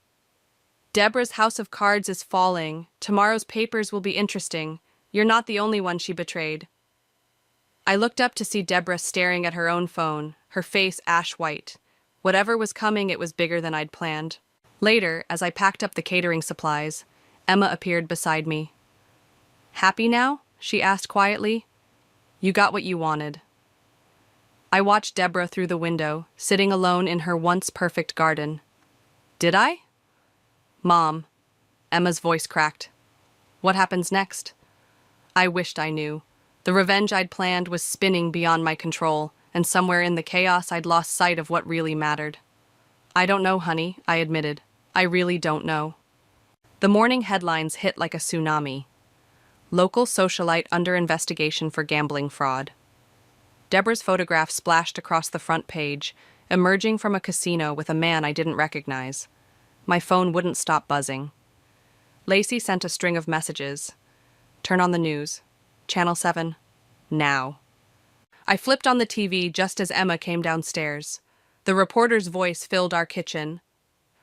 "Allegations of extensive gambling debts and financial fraud spanning multiple states. Sources say Deborah allegedly used her position as a family financial advisor to—" "Mom." Emma's voice was hollow. "Everyone at school will see this." Before I could respond, our doorbell rang. Raymond stood there, looking haggard. "Did you do this?" he demanded, waving a newspaper. "Call the authorities?" "No," I said truthfully, "but I was going to." He pushed past me into the house. Do you have any idea what you've started? The police are at my parents' house right now. Dad? Emma appeared in the hallway. What's happening? Raymond's anger deflated at the sight of his daughter. Hey, kiddo, it's complicated. Everything's complicated lately, she muttered, grabbing her backpack. I'm going to be late for school. Emma, wait, I called, but the front door slammed behind her. My phone rang. Marcel. Anna? His voice trembled. They're taking her away. The police, they say there's evidence. Gambling debts to dangerous people? I'm coming over, I said, already grabbing my keys. The scene at Marcel and Deborah's house was surreal. Police cars lined the driveway. Neighbors peered from behind curtains as officers led Deborah out in handcuffs. This is all a misunderstanding, she kept saying, her designer outfit wrinkled, her makeup smeared. Then she saw me. You did this to me. Mrs. Williams, a detective stepped between us. Please keep moving. She orchestrated this whole thing, Deborah shouted. She turned my family against me. I trusted you, I shouted back, emotions finally boiling over. We all trusted you. Emma's college fund, Raymond's investments, Peter's inheritance. Was any of it ever safe with you? You don't understand, Deborah's voice cracked. I had debts. They were threatening me. The detective's head snapped up. Who was threatening you? Deborah's face went white. She pressed her lips together, suddenly silent. Marcel emerged from the house, looking decades older. They found evidence, Anna. So much evidence. Bank statements, IOUs, letters from loan sharks. Marcel, Deborah pleaded as they led her toward the police car. Tell them I was protecting our family. Tell them... Protecting us? Marcel's voice rose. By stealing from our granddaughter? By gambling away our retirement? By getting involved with criminals? I can explain everything. Then explain this. He held up a stack of papers. Explain why I found transfer records to offshore accounts. Explain the threatening letters from casino owners. Explain why our house is mortgaged to people I've never heard of. Deborah's carefully constructed world crumbled visibly. I was going to fix everything. One more bet, one more game. How much? I asked quietly. How much did you lose in total? She looked at me, tears streaming down her face. 3 million, maybe more. The number hung in the air like a death sentence. And Emma's college fund? Raymond demanded. Was that part of your gambling spree too? I needed it for collateral, Deborah burst out. These people, they were going to hurt us if I didn't pay. I thought I could win it back before anyone noticed. I just needed more time. A black SUV pulled up. 2 men in suits emerged, flashing FBI badges. Mrs. Williams, one said, we need to ask you some questions about your connections to organized crime. Deborah sagged in the officer's grip. Marcel, please, don't let them take me. But Marcel turned away, shoulders shaking with silent sobs. I watched as they drove Deborah away, sirens silent but lights flashing. The woman who'd stolen my daughter's future, who'd manipulated our entire family, reduced to a headline in tomorrow's paper. Anna, Raymond touched my arm. Did you know about the criminal connections? No, I whispered. I just wanted her to admit what she'd done. I never thought... My phone buzzed. Emma. Just saw the news. Coming home. We need to talk. Looking at Marcel's broken expression, at Raymond's devastated face, at the neighbors recording everything on their phones, I realized Emma had been right. In my quest for justice, I'd helped destroy our family in a different way. The FBI agents approached us. We'll need statements from everyone. This investigation goes deeper than just gambling debts. As I nodded numbly, another text came through from an unknown number.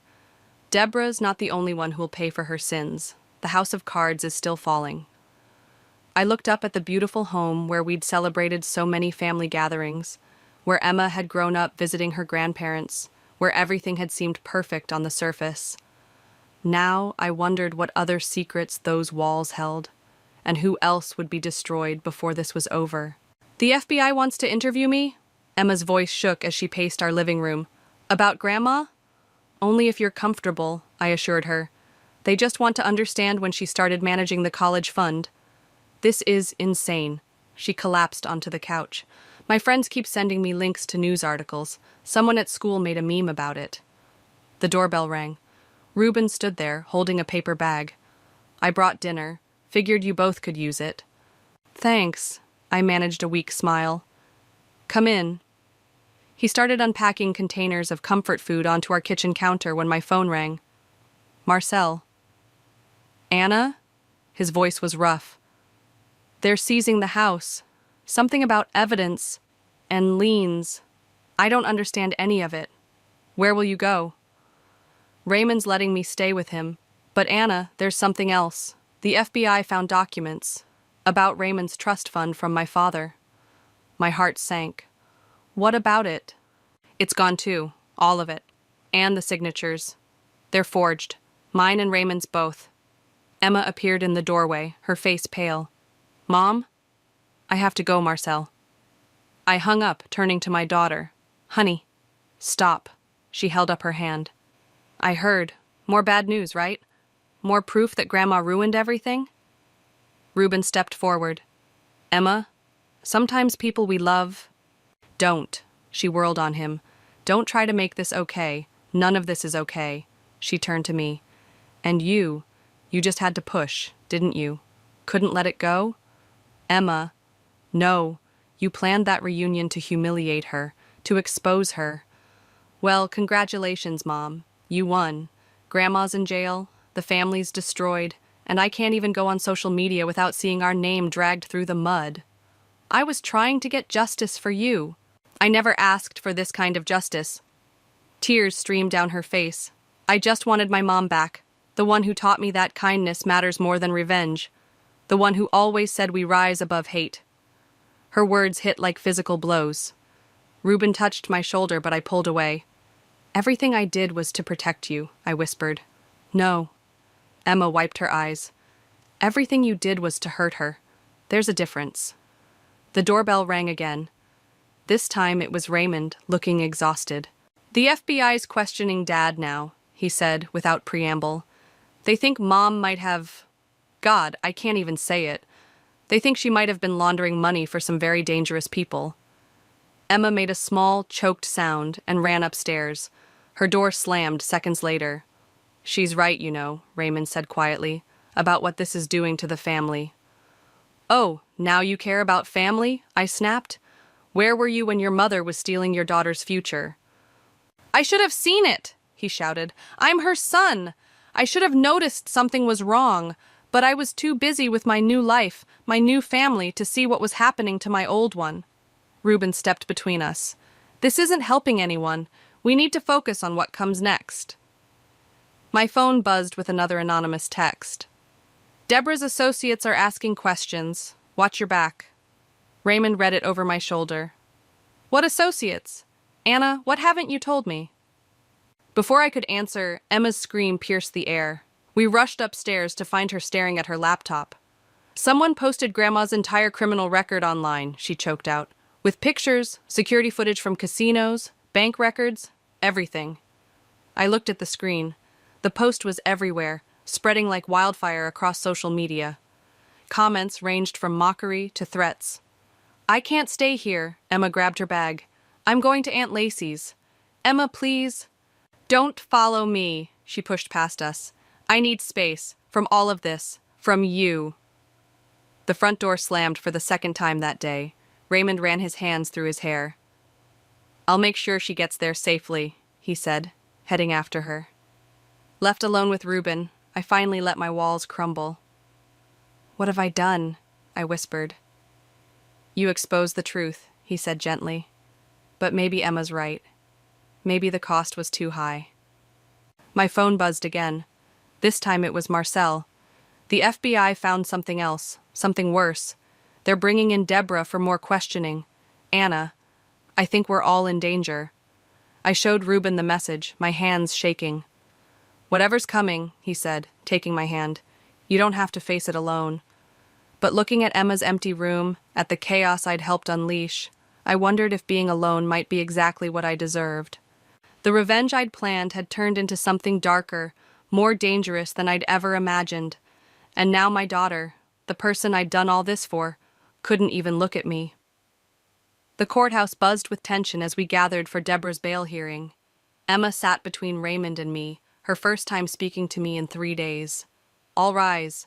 Deborah entered in handcuffs, her designer clothes replaced by a prison jumpsuit. She looked smaller somehow, older. Her eyes scanned the gallery until they found Emma. The mask cracked completely. "Wait," she called out suddenly. "I need to confess something." The judge leaned forward. "Mrs. Williams?" "It wasn't just gambling." Deborah's voice trembled. "I was helping them move money, clean it. They said they'd hurt my family if I didn't." The courtroom erupted. Emma grabbed my hand, squeezing tight. "Order!" The judge banged his gavel. "Who threatened you, Mrs. Williams?" Before Deborah could answer, the courthouse doors burst open. 2 men in expensive suits strode in, followed by their lawyers. "Anthony." Marcel's face went white. "And Victor." I recognized them from photos in the FBI file. Casino owners with suspected mob connections. The same men from the anonymous tips. "Deborah, darling," Anthony's voice oozed fake concern.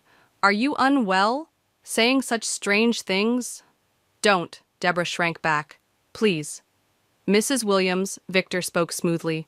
"Perhaps you're confused. Stress can do that." "She's not confused." Marcel stood up. "I found the letters, the threats, the photos of our family being watched." "Dad, sit down," Raymond hissed, but Marcel continued. "You used my wife's gambling addiction to force her into laundering money, then blackmailed her with threats against our grandchildren." Emma's grip on my hand tightened. I looked at her face. She was terrified, but her jaw was set in a familiar, determined way. "Grandma," she called out clearly, "tell the truth, all of it." Deborah turned, tears streaming down her face. "I was weak. The gambling. It started small, but then I lost more than I could repay. They offered to clear my debts if I helped them, said they'd hurt Emma if I refused." "Your Honor," Anthony's lawyer stepped forward. "These are baseless accusations. I have proof." Deborah's voice strengthened. Account numbers, recordings, everything. Victor's pleasant mask slipped. "You recorded—" "Order!" the judge commanded. "Bailiff, secure those men. Mrs. Williams, are you prepared to make a full statement?" "Yes." Deborah straightened her shoulders. "I've destroyed enough lives trying to protect myself. It's time to make it right." The next hour was a blur of revelations. Deborah detailed years of money laundering, naming names, providing evidence. The FBI agents scribbled notes furiously. Anthony and Victor were led away in handcuffs, their threats echoing through the courthouse. "You're dead, Deborah. Your whole family's dead." Emma trembled beside me. I wrapped my arm around her, and for the first time in days, she didn't pull away. "I'm so sorry," Deborah sobbed, looking at us. "The college fund, I didn't gamble it away. They took it, said it was insurance." "Insurance?" Raymond demanded. "To keep me cooperative. They knew hurting Emma's future would destroy me more than any physical threat." I felt sick. All this time, I'd blamed Deborah completely, never considering she might have been a victim too. "Your Honor," the FBI agent stood, "given Mrs. Williams' cooperation and the clear evidence of coercion, we recommend protective custody and a reduced sentence." The judge nodded. "Agreed. Mrs. Williams, you'll be moved to a secure facility. Your family will receive protection until these men stand trial." As they led Deborah away, she stopped before us. "Anna, you were right to expose everything. I was too scared to do it myself." "Grandma," Emma stepped forward. "Why didn't you tell us? We could have helped." Pride, shame, fear. Deborah's smile was bitter. "Take your pick, but watching you all fight for justice, it gave me courage, even if it came too late." Marcel approached his wife. "It's not too late to do the right thing." "The right thing," she whispered. "I forgot what that meant so long ago." The bailiff led her away. We stood in the emptying courthouse, the weight of everything pressing down. "What happens now?" Emma asked quietly. "Now," Raymond said, "we stick together, as a family." "Protection details outside," the FBI agent approached. "You'll all need to be careful until the trial." I looked at my daughter, remembering how this started. with my desire for revenge against a woman I thought I understood. "Mom?" Emma's voice was soft. "I get it now. Why you pushed so hard. You knew something was wrong." "I knew the money was gone," I admitted. "But I never imagined—" "None of us did," Marcel said. "We all failed to see what was happening. Failed to help her when she needed us most." My phone buzzed one last time. Unknown number. "Anthony and Victor won't go quietly. Watch your backs." I showed the message to the FBI agent, who nodded grimly. "We'll increase security. This isn't over yet." Looking at my family, Emma, Raymond, Marcel, all of us shaken but standing together, I realized he was right. This wasn't over. But at least now we were facing it together, with the truth finally in the open. The morning sun streamed through Stanford's admissions office as Emma signed the final paperwork. After everything, she was actually here. "That's the last form," the advisor smiled. "Welcome to Stanford." I blinked back tears as Emma hugged me. "We did it, Mom." "You did it," I corrected. "The scholarship committee saw your strength, not just your grades." "The essay about family redemption probably helped," she grinned. "Who knew Grandma's story would get me into college after all?" My phone buzzed, a message from Marcel. "Deborah's testimony finished. Anthony and Victor going away for 20 years minimum. She gets 5, with possibility of early release." "Good news?" Emma asked, seeing my expression. "The best kind." I showed her the message. Justice finally, the real kind. We walked across campus, enjoying the California sunshine. My catering business had expanded to the West Coast, thanks to Ruben's management skills. He'd insisted on handling the expansion himself, letting me focus on family healing. "Dad's plane lands in an hour," Emma said. "He's bringing Grandpa to help move me in." Raymond and Marcel had grown closer through all this, father and son finding common ground in protecting what mattered most. "Have you read Grandma's latest letter?" I shook my head. The weekly letters from prison had become Emma's private connection with Deborah, a chance for both to rebuild what was lost. "She's teaching financial literacy classes to other inmates," Emma said softly. "Says it helps her feel useful again." We reached Emma's dorm building just as Raymond's taxi pulled up. Marcel emerged first, looking younger than he had in months. "There's my college girl." He hugged Emma tight. "Ready to make this place yours?" Raymond grabbed boxes from the trunk. "Where's your roommate from again?" "Portland," Emma said. "She's arriving this afternoon." As we carried boxes upstairs, I noticed Emma had packed the family photo from last Christmas, all of us together at the prison visiting room, even Deborah in her gray uniform, smiling genuinely for the first time in years. "Mom?" Emma touched my arm. "You're thinking too hard again." Just remembering where we started, how angry I was. "We all were." She set down a box. "But anger didn't fix anything. Understanding did." Raymond appeared with the last load. "Speaking of understanding, Deborah's lawyer called. The restitution payments are starting next month." "I don't want her money," I said firmly. "She insists." Marcel joined us. "Says it's part of making amends. Not just the college fund, everything she took from everyone." "Besides," Emma added, "she's writing a book about gambling addiction and financial fraud. The advance is already in escrow." A commotion outside drew us to the window. A family was arguing about dorm arrangements, their voices rising. "Reminds me of us," Emma said quietly, "before everything changed." "We're still changing," I replied. "That's not a bad thing." My phone buzzed again. Ruben sending a photo of our new San Francisco location. The caption read, "Ready whenever you are, boss." "You should go," Emma said, reading over my shoulder. "The business needs you too." "You need me more." "Mom," she took my hands. "I'm okay. We're all okay. Better than okay, actually. We're honest now. Real." Raymond cleared his throat. "Speaking of honest, I have something to say." We turned to him. "I was wrong to stay away all those years. Wrong to let Mom handle everything without questioning it. Wrong to not be there for Emma more." "Dad." "Let me finish." He straightened. "I'm moving to San Francisco, taking a job here to be closer, if that's okay with everyone." Emma hugged him fiercely. Marcel wiped his eyes. Family stays together, he said gruffly. However we can. A knock at the door revealed Emma's roommate and her parents. Normal people with normal problems, starting a normal college journey. Hi, Emma stepped forward. I'm Emma. Welcome to our room. As the families mingled, I watched my daughter navigate her new life with grace and wisdom beyond her years. She'd learned hard lessons about trust, forgiveness, and the complicated nature of justice. She's going to be amazing, Raymond murmured beside me. She already is, I replied. We all are in our own way. My phone buzzed one last time. A message from Deborah.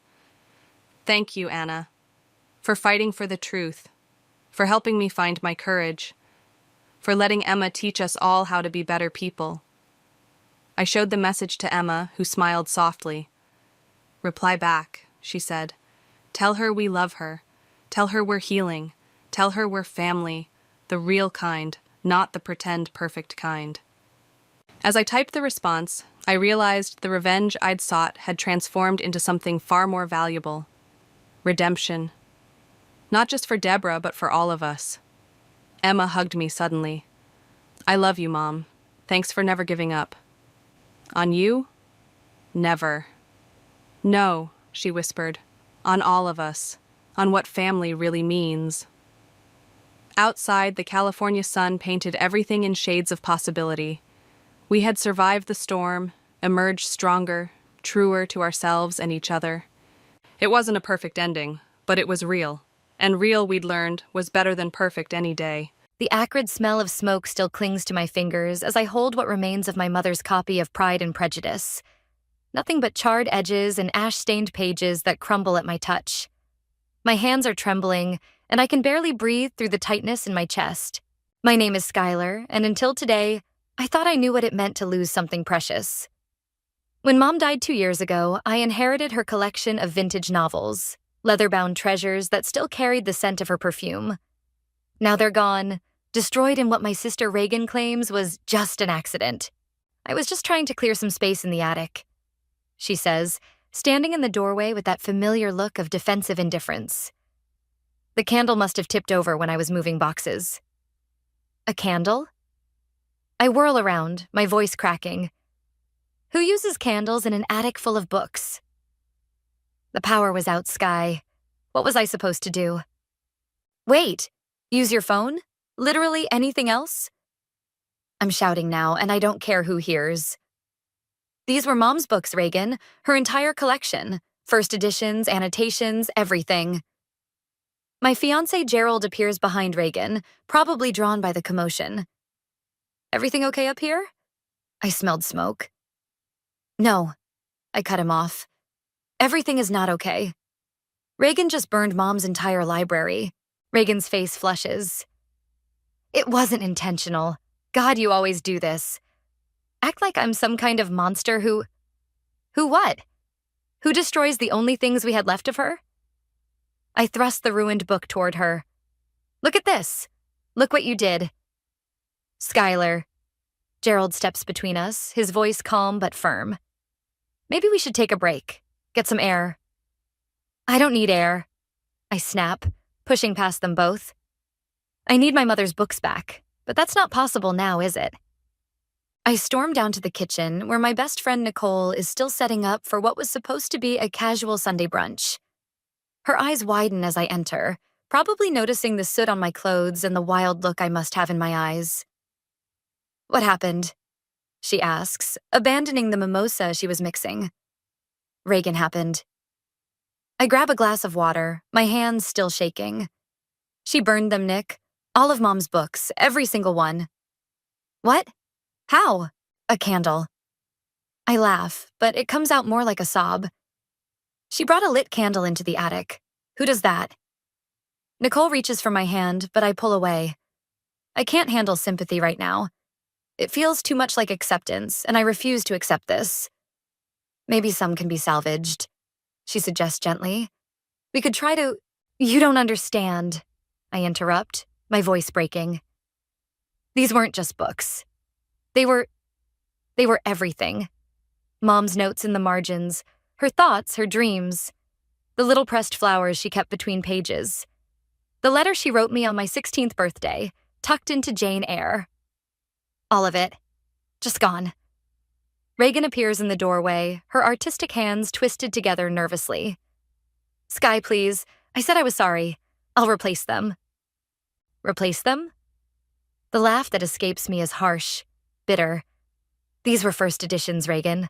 Mom collected them for 30 years. You can't just pop down to Barnes & Noble and replace them.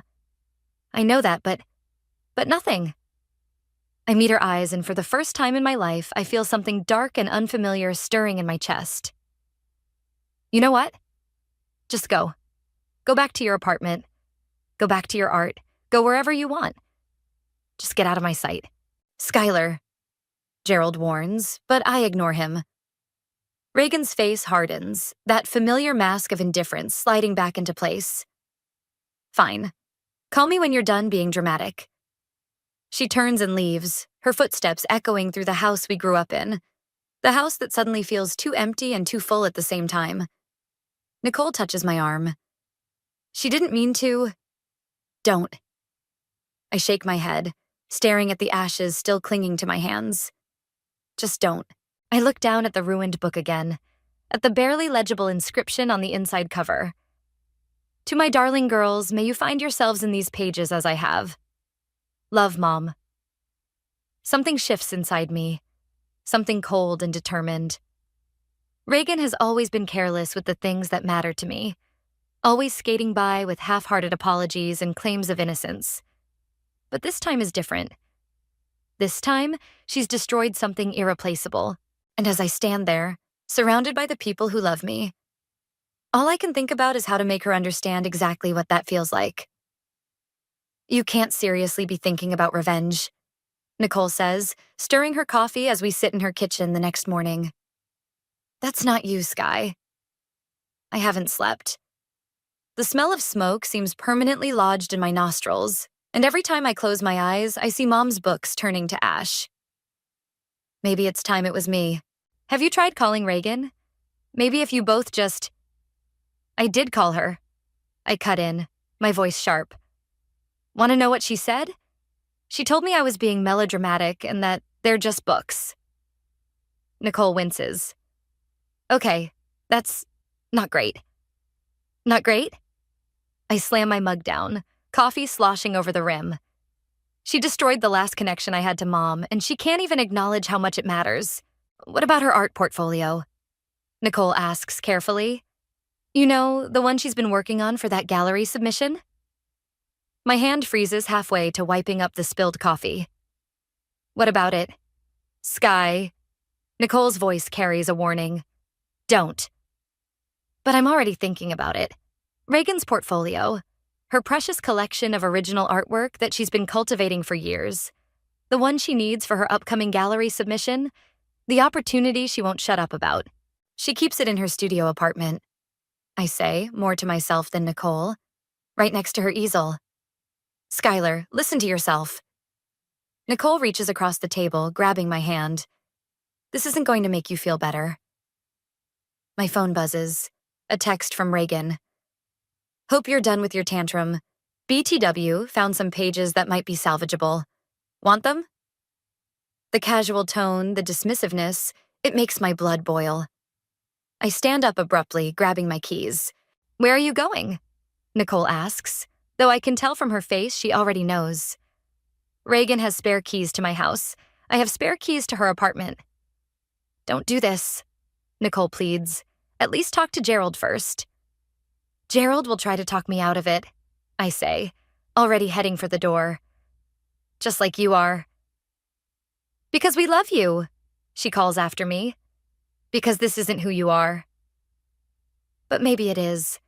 Maybe this is exactly who I become when someone destroys something irreplaceable. I drive to Reagan's apartment building, my hands steady on the wheel despite the chaos in my mind. The spare key slides into her lock like destiny. Her apartment smells like paint and coffee, that artistic mess she's always been so proud of. The portfolio sits exactly where I knew it would be, leather-bound and pristine beside her workspace. I pick it up, feeling its weight. Years of work, countless hours of dedication, Her ticket to the career she's always wanted. My phone rings. It's Gerald.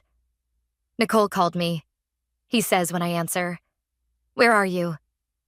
Running errands. Skylar. His voice softens. Baby, I know you're hurting, but whatever you're thinking of doing... She didn't just destroy books, Gerald. I interrupt, my voice trembling. She destroyed memories. Notes Mom wrote to us. The margin comments she made when she was going through chemo. The bookmark I made her in 3rd grade that she kept in Little Women for 20 years. I know, he says gently. But, no buts. She needs to understand what it feels like.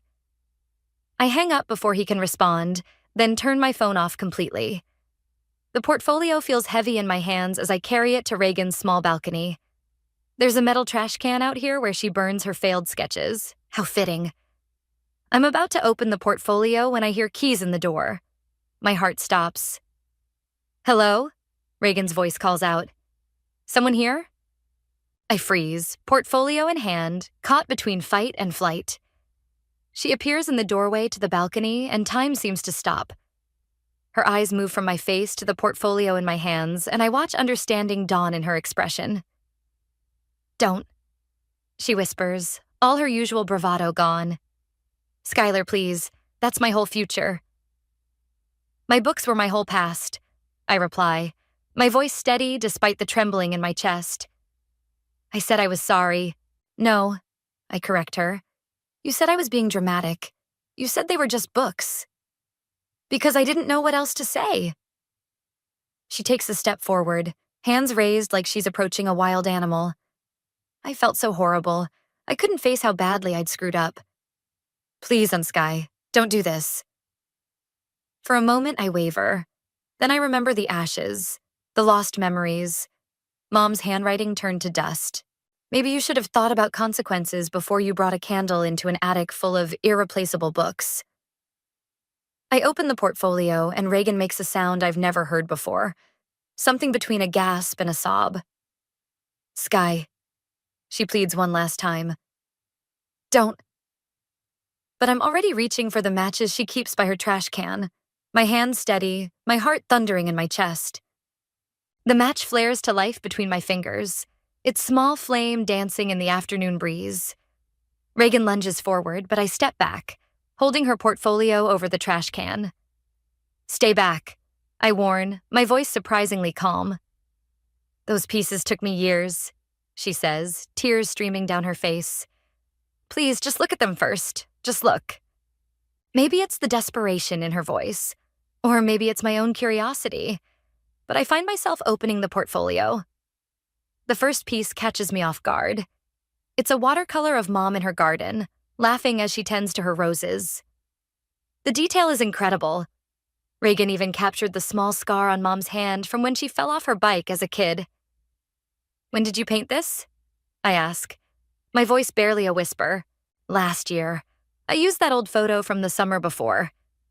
She doesn't finish the sentence. She doesn't have to. I flip to the next page, the match burning closer to my fingers. It's a series of sketches. Mom reading in her favorite armchair, surrounded by her beloved books. My throat tightens. You never showed me these. I was going to, Reagan says, taking a cautious step forward. I wanted them to be perfect first. The gallery submission. It's for a special exhibition. Legacy is the theme. The match burns my fingers and I drop it, letting it extinguish on the concrete. Reagan flinches but doesn't move. I turn another page and freeze. It's me, sitting cross-legged on Mom's hospital bed, reading Pride and Prejudice aloud while Mom sleeps. The details are painful in their accuracy. The dark circles under my eyes. The way Mom's hand rests on top of mine. The IV line snaking across the page. I sketched that from memory. Reagan says quietly. That last week, when you practically lived at the hospital, I'd come in the evenings and find you reading to her, even when she was too tired to stay awake. My hands start shaking. Stop it. The books weren't just your connection to Mom, Sky. I saw how much they meant to you both. That's why... She chokes back a sob. That's why I started this project. I wanted to capture those moments, preserve them somehow. I pull out another piece. This one's different. It's the beginning of what looks like a children's book, with whimsical illustrations of two little girls discovering magic in their mother's library. What's this? Reagan's voice gets even quieter. I found Mom's old journal in one of the books before the accident. She'd written down story ideas, little tales about two sisters who found adventure in books. I thought maybe we could bring them to life. The matchbook falls from my other hand. You were going to tell me about this when? At the gallery opening. I wanted it to be a surprise. I thought maybe we could work on it together, make it into something real. I looked down at the portfolio in my hands, really seeing it now. It's not just Reagan's art. It's our mother's legacy, transformed through her daughter's eyes. And I was about to destroy it. Just like, oh God, I whisper, suddenly feeling sick. I was going to, but you didn't, Reagan says, finally closing the distance between us. She gently takes the portfolio from my hands. You stopped. You looked. That's more than I did with the books. I just rushed in, thinking I knew better, not even considering. I wanted to hurt you, I admit, my voice breaking. I wanted you to feel what I felt. I know. She sets the portfolio aside and, to my surprise, pulls me into a hug. I deserve it. What I did, it wasn't just careless, it was cruel. Even if I didn't mean it to be. I stand stiff in her embrace for a moment before collapsing against her, tears finally breaking free. I miss her so much. Me too, she whispers, her own tears falling into my hair. Every day, we stay like that for a long time, crying together on her balcony while the afternoon sun casts long shadows around us. Finally, I pull back, wiping my eyes. Show me more? I ask, gesturing to the portfolio. The children's book especially. I want to see what Mom was thinking. Reagan's face lights up with cautious hope. Really? You'd want to work on it together? Maybe, I say, surprising myself with how much I mean it. But first, you have to tell me everything you remember about Mom's notes. Every single detail.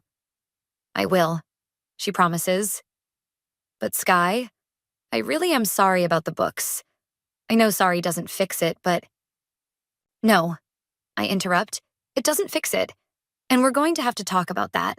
Really talk about it. But right now, I pick up the children's book sketches again, studying the joyful faces of the two sisters on the page. Right now, I want to hear about this story. The Adventures of the Book Sisters, I read aloud from Reagan's preliminary sketches.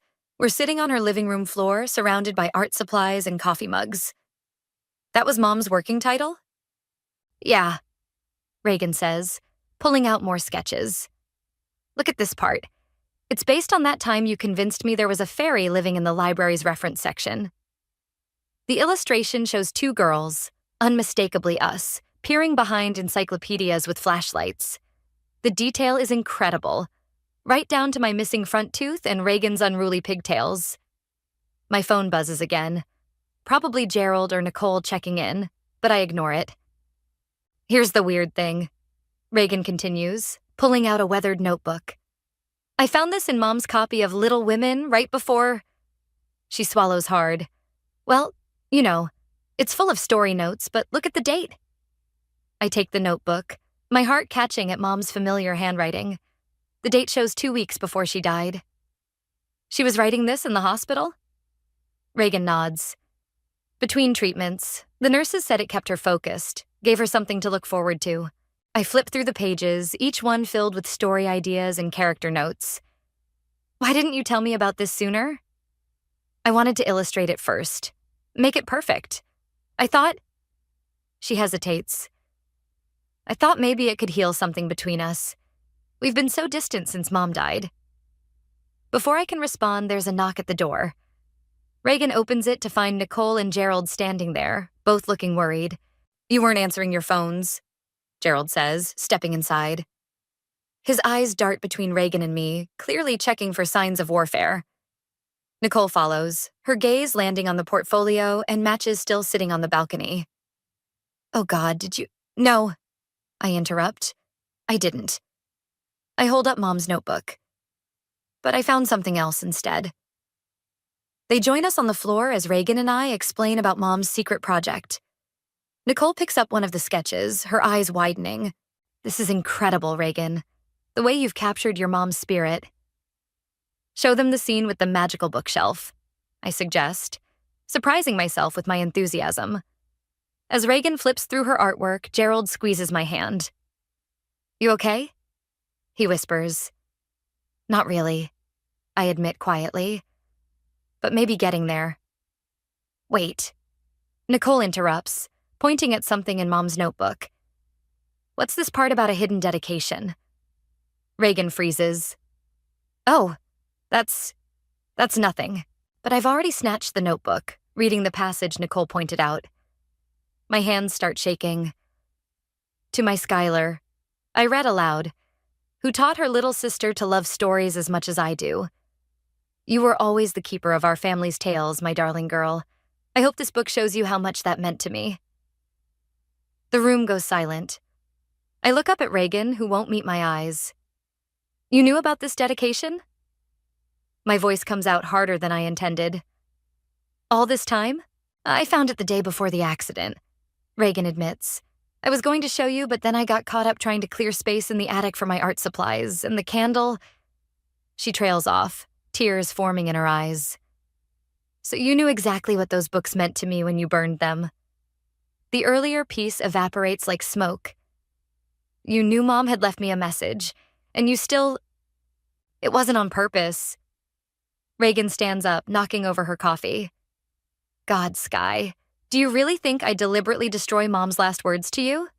To us? I don't know what to think anymore. I'm on my feet too, the notebook clutched to my chest.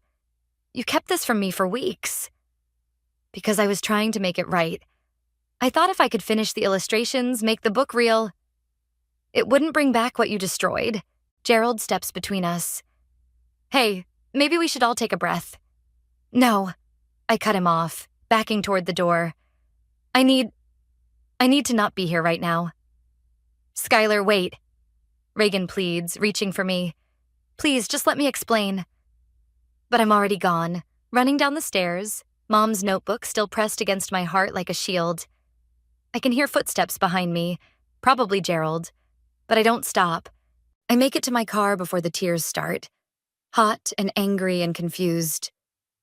The notebook falls open in my lap, and Mom's words blur before my eyes. You were always the keeper of our family's tales. Not anymore, Mom. Those tales are ashes now, and I don't know how to tell stories without them. My phone buzzes with a text from Reagan. I never meant to keep secrets. I just wanted to give you back what I took away. Please come back so we can talk.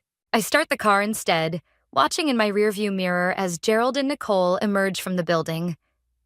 They stand there, watching me drive away, looking as lost as I feel.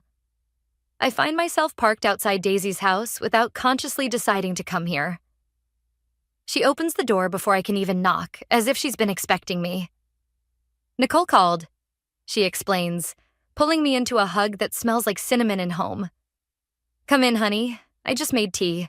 Daisy has been our surrogate mother since Mom died. She was Mom's best friend for 30 years, and now she's the closest thing we have to a parent. I almost burned Reagan's portfolio, I blurt out as she guides me to her kitchen table. I know. She sets a steaming mug in front of me. And I also know you didn't. But I wanted to. My hands wrap around the warm ceramic. What kind of person does that make me? It makes you human. Daisy sits across from me, her kind eyes studying my face. Your mother would understand that better than anyone. What do you mean? Did Reagan ever tell you why your mom started collecting those books in the first place? I shake my head. They belonged to her sister, Amanda, every single one of them. Mom didn't have a sister, I say automatically. Daisy's smile is sad. She did. Amanda died when your mom was 20. Car accident. Their parents had already passed, and Amanda's books were all your mom had left of her. My hands start shaking so badly that tea sloshes over the rim of my mug. Why didn't she ever tell us? Because Amanda's death nearly destroyed her. She spent years angry, bitter, pushing everyone away. Until one day she decided to honor Amanda's memory instead of letting grief consume her. Daisy reaches across the table, covering my hand with hers. That's when she started writing stories in the margins, adding her own life to her sister's books, making them live again. And now they're gone too. I whisper. Yes, Daisy agrees. But look what's rising from those ashes. Reagan's art, your mother's stories, this children's book you two could create together. My phone buzzes again. Another text from Reagan. Found more of Mom's notes. There's a whole chapter about the time we turned the living room into a blanket fortress library. Remember that? Despite everything, I smile. I was 12, Reagan was 9, and we spent an entire rainy Saturday reading under blankets strung between chairs. Reagan's trying so hard, Daisy says gently. Maybe too hard in that clumsy way she's always had, but she's trying. She kept Mom's dedication secret, I argue, but my voice lacks conviction. Did she? Or was she trying to transform it into something beautiful first? Daisy stands, walking to her bookshelf. Your mother gave me something just before she died. I think it's time you had it. She returns with a small leather-bound journal. She asked me to give this to you both when the time was right. When you were ready to read it together. I open it with trembling fingers. The first page reads, To my beautiful girls. May you always find your way back to each other through stories, just like I found my way back to Amanda through her books. My vision blurs. I don't know how to fix this, Daisy. Don't you? She taps the journal. Your mother left you a map. Both of you. My phone buzzes one more time. Reagan again. I found Mom's old Polaroid camera in my closet. Remember how she used to document every blanket fortress we built? I have all the photos. Come back, please. We can look at them together. Daisy squeezes my shoulder. Sometimes the hardest stories to tell are the ones we need to hear most. I stand up, clutching Mom's journal. I need to go. I know. Daisy smiles. Tell Reagan I expect both of you for Sunday dinner. No excuses. The drive back to Reagan's apartment feels different this time. Instead of anger, I feel something else. A mix of hope and fear and possibility. I find Reagan sitting on her floor, surrounded by old Polaroids. She looks up when I enter, her eyes red but hopeful. You came back, she says softly. I hold up Mom's journal. Daisy had this. Mom wanted us to read it together. Reagan's eyes widen. Is that her story journal? The real one? I sit down beside her, picking up one of the Polaroids. 2 little girls, gap-toothed and grinning, surrounded by books and blankets. Tell me about the chapter you're working on. The blanket fortress one. Really? When I nod, she reaches for her sketchbook. Well, I thought we could start with this scene here, where you're teaching me how to do different voices for each character. As she talks, her pencil moving across the page, I feel something shift inside me. Like a new story beginning to take shape. One written in both our voices this time. Read that part again, I say, pointing to a passage in Mom's journal. Reagan and I are sprawled on her living room floor, where we've been for hours, surrounded by sketches and memories. The girls never knew, Reagan reads, but watching them build their blanket fortresses reminded me so much of Amanda and me. Sky has her aunt's way of making stories come alive, while Reagan... She pauses, her voice catching. Go on, I encourage softly. While Reagan has her fierce creativity, just like I did at her age. Sometimes I watch them together and see myself and Amanda getting lost in our own little world of books and imagination. I can't believe she never told us about Amanda, I say, picking up one of Reagan's sketches. 2 girls in a blanket fortress, one reading aloud while the other draws. Maybe it hurt too much. Reagan adds another detail to the sketch. Like how we barely talk about Mom. The truth of that statement hits hard. When did we stop talking about her? Probably around the time I started getting those gallery interviews and you got engaged to Gerald. Reagan sets down her pencil. It was easier to focus on the future than deal with the past.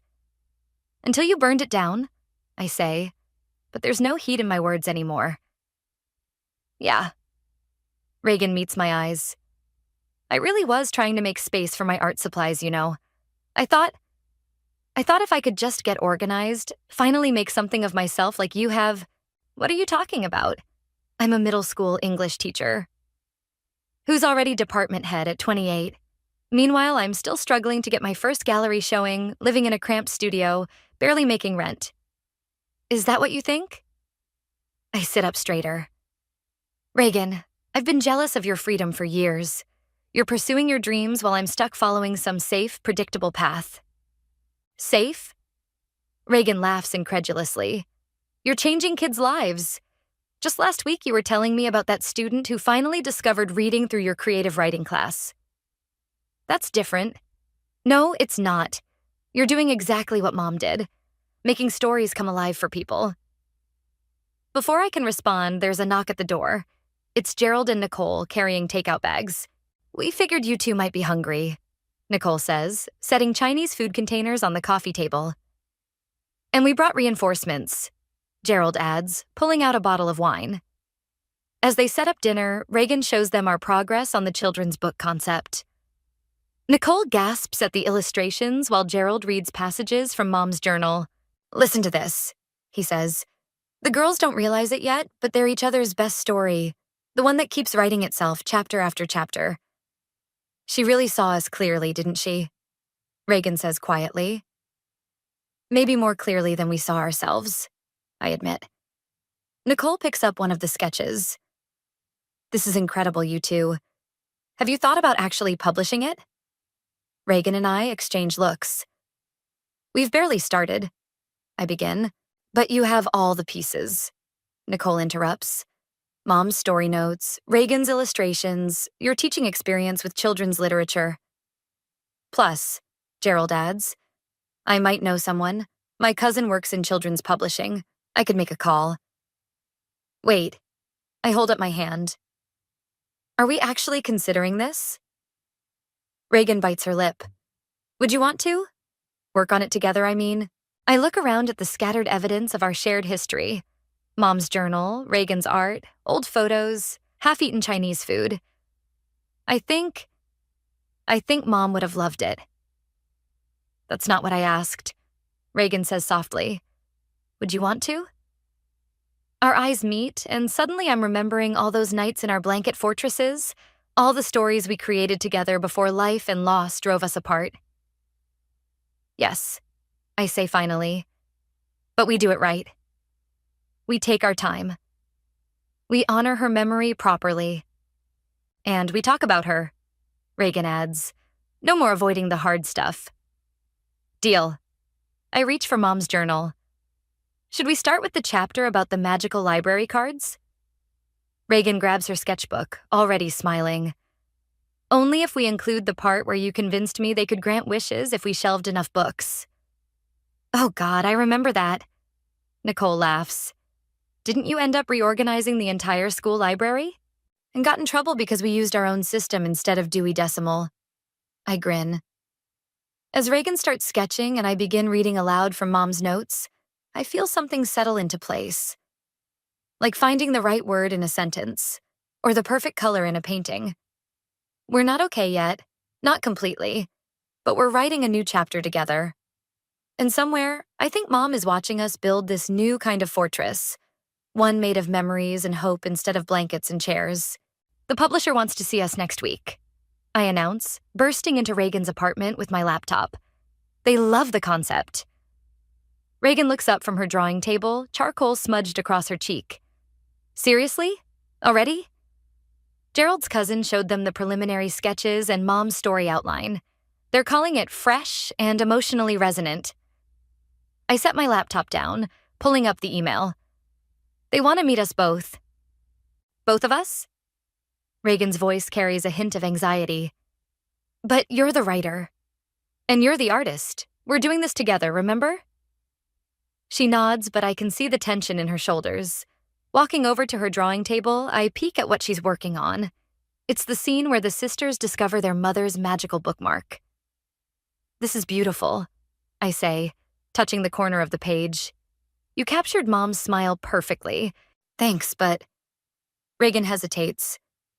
"I've been thinking about something. About that day with the books." My stomach tightens. "What about it?" I lied. She sets down her charcoal, finally meeting my eyes. The candle didn't just tip over. I was angry that day. Angry because I'd found Mom's notes about you being the keeper of stories. I felt left out, I guess. When I brought the candle up there, part of me was being careless on purpose. The silence that follows feels heavy enough to crush us both. "Say something," Reagan whispers. "I need air." I turn toward her small balcony, my hands shaking as I slide the door open. Reagan follows me out. "I understand if you want to stop the project." "Stop?" I whirl around. "You think that's what this is about?" "Isn't it? I just admitted I partially destroyed Mom's books on purpose." "No," I say, surprising us both with my calm. "You just finally told me the truth. Do you know how long I've been waiting for that?" She blinks. "What?" I knew, Reagan. Maybe not consciously, but I knew it wasn't just an accident. That's why I wanted to burn your portfolio so badly. Because somewhere deep down, I recognized the intention behind what you did. Oh God. She sinks into one of her balcony chairs. We're really messed up, aren't we? A laugh bubbles up from somewhere inside me. Slightly hysterical, but genuine. "Yeah, we are. But you know what? So was Mom." "What do you mean?" I pull out Mom's journal from my bag. Listen to this entry. "After Amanda died, I burned all her letters in a fit of rage. I thought it would help me let go, but it only made me hold on tighter. It took me years to understand that destroying memories doesn't erase the pain. It just creates new wounds." Reagan's eyes fill with tears. "She never told us any of this." "No, but she left us the story. And now—" I gesture to her drawing table inside, visible through the glass door. "Now we're turning it into something new." My phone rings. It's Gerald's cousin from the publishing house. "Hello?" I put it on speaker. "Skylar? Is Reagan with you?" "I wanted to talk about moving up the meeting. We're really excited about this project, especially the parallel between your mother's story and the contemporary narrative you're creating." Reagan and I exchange looks. "Actually," I say, "we have a slightly different angle we'd like to pitch. It's about 3 generations of sisters and the stories that both break and heal them." "I'm listening," the publisher says. "It's about Mom and Amanda, too." Reagan adds quickly, "about how some stories need to be burned before they can be reborn." There's a pause on the other end. "Send me what you have. All of it. I want to see this new direction immediately." After we hang up, Reagan turns to me. "Are we crazy? Changing everything this close to the meeting?" "Maybe." I pick up her charcoal, hand it to her. "But I think this is the story Mom always wanted us to tell. We just needed to go through our own fire first to understand it." Reagan takes the charcoal, a small smile forming. "Where should we start?" "With the truth," I say, opening Mom's journal to a fresh page. "All of it. The ugly parts. The beautiful parts. The parts that hurt too much to look at directly. Like how I almost destroyed everything because I was jealous. And how I almost did the same thing right back." I squeeze her hand. "But maybe that's the point. Maybe some stories need to be broken before they can be put back together." Reagan picks up her sketchbook, flips to a new page. "Then let's break it right this time. Together." As she begins to draw and I start writing, I feel Mom's presence stronger than ever. Not in the ashes of her books, but in the new story taking shape between her daughters. "Ready?" Reagan asks, squeezing my hand as we stand outside the bookstore. Through the window, I can see the crowd gathering for our launch event. Familiar faces mixed with strangers, all waiting to hear our story. Almost. I pull out Mom's journal, now worn and paint-stained from countless hours of use. "One last tradition?" Reagan smiles, knowing exactly what I mean. We find a quiet corner by the store's entrance and sit cross-legged on the ground, just like we used to do in our blanket fortresses. Dear Mom, I begin, writing in the journal's final blank pages. Today we're sharing your story. All of it. The parts you told us, the parts you kept hidden, and the parts we had to discover on our own. Reagan takes the pen. We included Amanda too. She writes, your sister deserved to be part of this story, just like we finally learned to be part of each other's. Daisy appears around the corner, carrying what looks like an old cardboard box. Found something you girls might want to see before you go in. Inside the box are dozens of preserved book pages, slightly singed around the edges but intact. I salvaged what I could from the attic that day, Daisy explains. Been waiting for the right moment to show you. My hands shake as I lift out a page from Pride and Prejudice with Mom's familiar handwriting in the margins. You kept these all this time? Sometimes broken things need to be broken, Daisy says, echoing Mom's words from her journal. But that doesn't mean we can't save pieces of them. Reagan pulls out another page. It's from Little Women, with a sketch Mom had drawn of two girls reading. Look at the date, she whispers. This was right after Amanda died. She was always telling stories. Daisy smiles. Even when it hurt. Especially when it hurt. Nicole pokes her head out the bookstore door. They're ready for you two. Gerald's already doing damage control with the publisher. Apparently having the authors sitting on the sidewalk isn't standard protocol. We laugh, gathering our things. Before we head in, Reagan grabs my arm. Sky, thank you for not burning my portfolio that day. Thank you for finally telling me the truth about the books.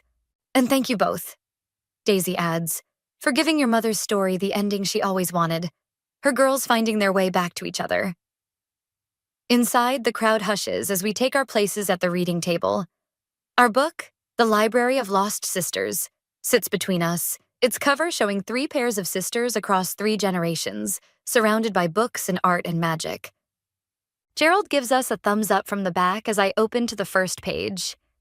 Reagan's illustrations seem to come alive under the bookstore lights. Mom and Amanda as young girls, then Reagan and me, all of us connected by the stories we tell and the ones we keep.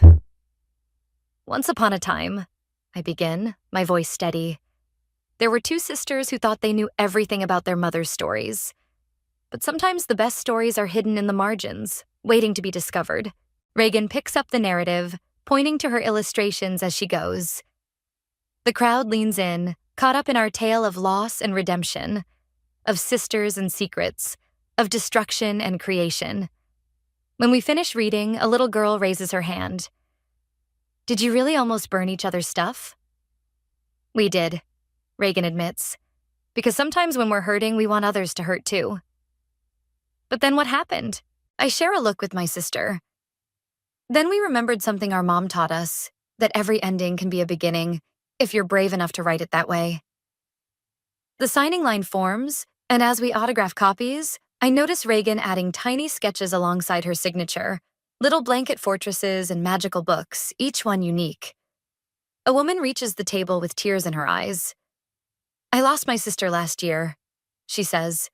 This book, it's helping me remember her the right way.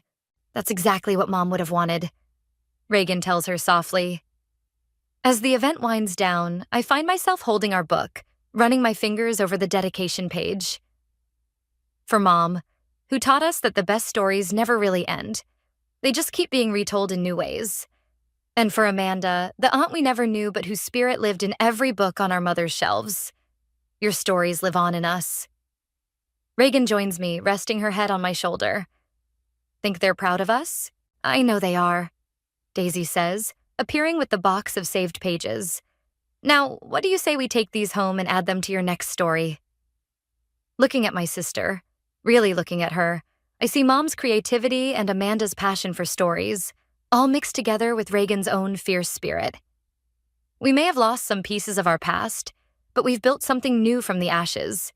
Something that feels like both an ending and a beginning. Yes, I say, taking Reagan's hand. Let's write the next chapter together.